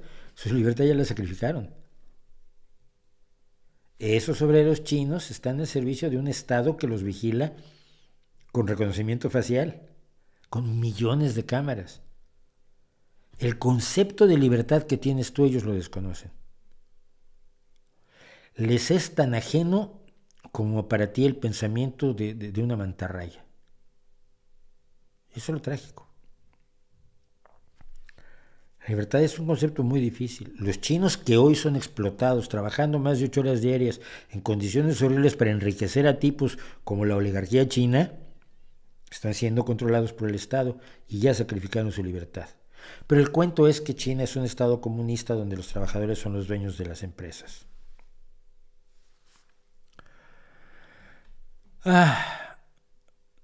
Me encantaría hospedarlo en mi casa en Manizales. Algún día iré a Colombia.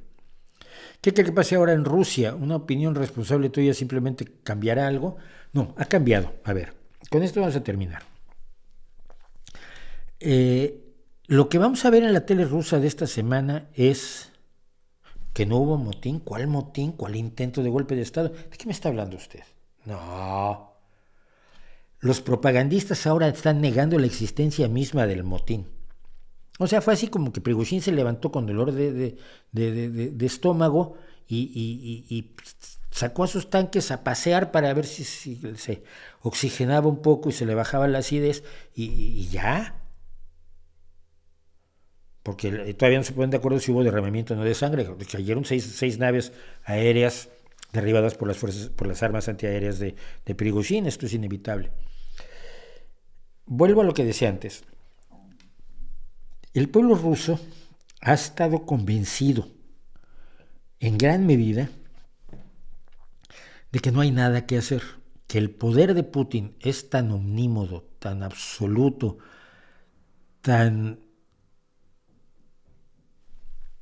omnipresente en todo lo que es la vida cotidiana de los rusos, que por otro lado económicamente muchos de ellos están mucho mejor que la Unión Soviética, esto no hay que negarlo,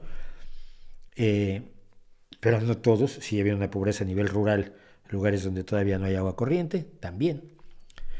Pero cuando tú veías las entrevistas con jóvenes rusos había un desánimo enorme, no se puede hacer nada. Democracia, pues sí, sería bonita una democracia, pero aquí no se puede. Oye, libertad de expresión, bueno, sí, sería bonito poder hablar y protestar como los... Yo viví en España y vi como cada vez que se les daba la gana protestaban. Sí, pero igual aquí no nos dejan. Y yo creo que esa mística del líder absolutamente intocable quedó enormemente perjudicada, enormemente dañada, enormemente disminuida con esto. No solo por el levantamiento de Prigozhin, que tiene el problema de que era uno de los tipos más cercanos a Putin y de quien se fiaba más Putin. Por supuesto, los mejores traidores son aquellos que los que confías mucho, ¿no? Funciona mejor como traidores que aquellos de los que desconfías. Pero no solo es eso, es que llegaron a 200 kilómetros de Moscú. Y recordemos que llegaron casi tan cerca como llegó el ejército nazi en 1942. Sí, en 1942. No me citen. Pero además el que lo paró fue Lukashenko, y a Lukashenko el máximo propagandista ruso lo ha llamado héroe de Rusia, cosa que nunca ha llamado a Vladimir Vladimirovich Putin. En la tele rusa vamos a ver cómo algunos dicen, bueno, pero el héroe no fue Lukashenko, el héroe fue Putin. Ay, sí, es Putin. Es un arrastramiento, un reptar tan aterrador, pero la ilusión se ha roto. Es decir, se ha visto al mago detrás de las cortinas como en el Mago de Oz. Putin no es invencible. Sus leales le van a seguir siendo leales, pero saben que las cosas pueden cambiar. No hay certeza de estabilidad. Y esto puede tener consecuencias en Rusia o no. Putin está tratando de consolidar su poder. Esto es evidente porque sabe lo que ha pasado. No se llega a donde ha llegado Putin y se mantiene allí 30 años si no sabe perfectamente cómo tirar los hilos del poder. Entonces, lo que sabemos es que ha habido ese cambio. ¿Qué pueda significar este cambio? ¿Hasta dónde pueda desarrollarse o no? No lo sabemos.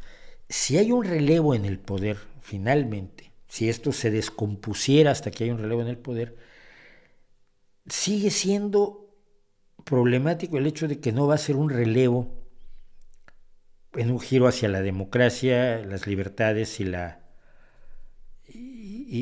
integración a la comunidad internacional de la que se ha excluido prácticamente del todo Vladimir Vladimirovich Putin. Pero sería un interrogante. De momento lo único que sabemos con certeza es eso. He leído a 30 analistas de derecha, de izquierda, de arriba, de abajo y de centro, y salvo los proputinitos, los hijos de Putin, todos coinciden en que el poder absoluto de Putin se ha visto erosionado de manera grave, de manera que percibe la población y que por lo tanto perciben aquellos que tienen ansia de poder. No sé qué cuenten de esto los expertos en geopolítica, pero veremos. Uriah, ya son 10 y 2, pero respondo rápido. Uriah Heep, Deep Purple o Led Zeppelin. En orden inverso. Led Zeppelin primero, Deep Purple en segundo y Uriah Heep en tercero, aunque me gustan mucho. Bueno, pues aquí lo dejo porque ya me pasé un poco comentando esto que comentaba. La semana próxima, a ver si quieren, me lo recuerdan, hablaremos de la gente que va a hacer el programa de gobierno de Morena, que me parece muy interesante porque ninguno de ellos ha tenido responsabilidad de gobierno alguna jamás en toda la historia de la humanidad, y está muy bien que una persona que decida cómo se va a organizar la economía sea alguien que nunca haya organizado la economía, pero ni de una tienda de dulces, Eso está muy bien, y quien decida cómo se van a manejar las relaciones internacionales sea un periodista. Bueno, pues es muy interesante. Es encargarle a gente que no tiene idea hacer cosas sobre las que no tienen idea, pero ideológicamente correctas. Mientras tanto, los dejo. Muchísimas gracias por acompañarme, muchísimas gracias por haberse divertido, muchísimas gracias por estar aquí. A las 291 personas que aún conservo conmigo, nos vemos la semana próxima, nos vemos el miércoles, nos vemos aquí el jueves, y entre tanto, como siempre, ahí les dejo mi reputación para que la hagan pedazos.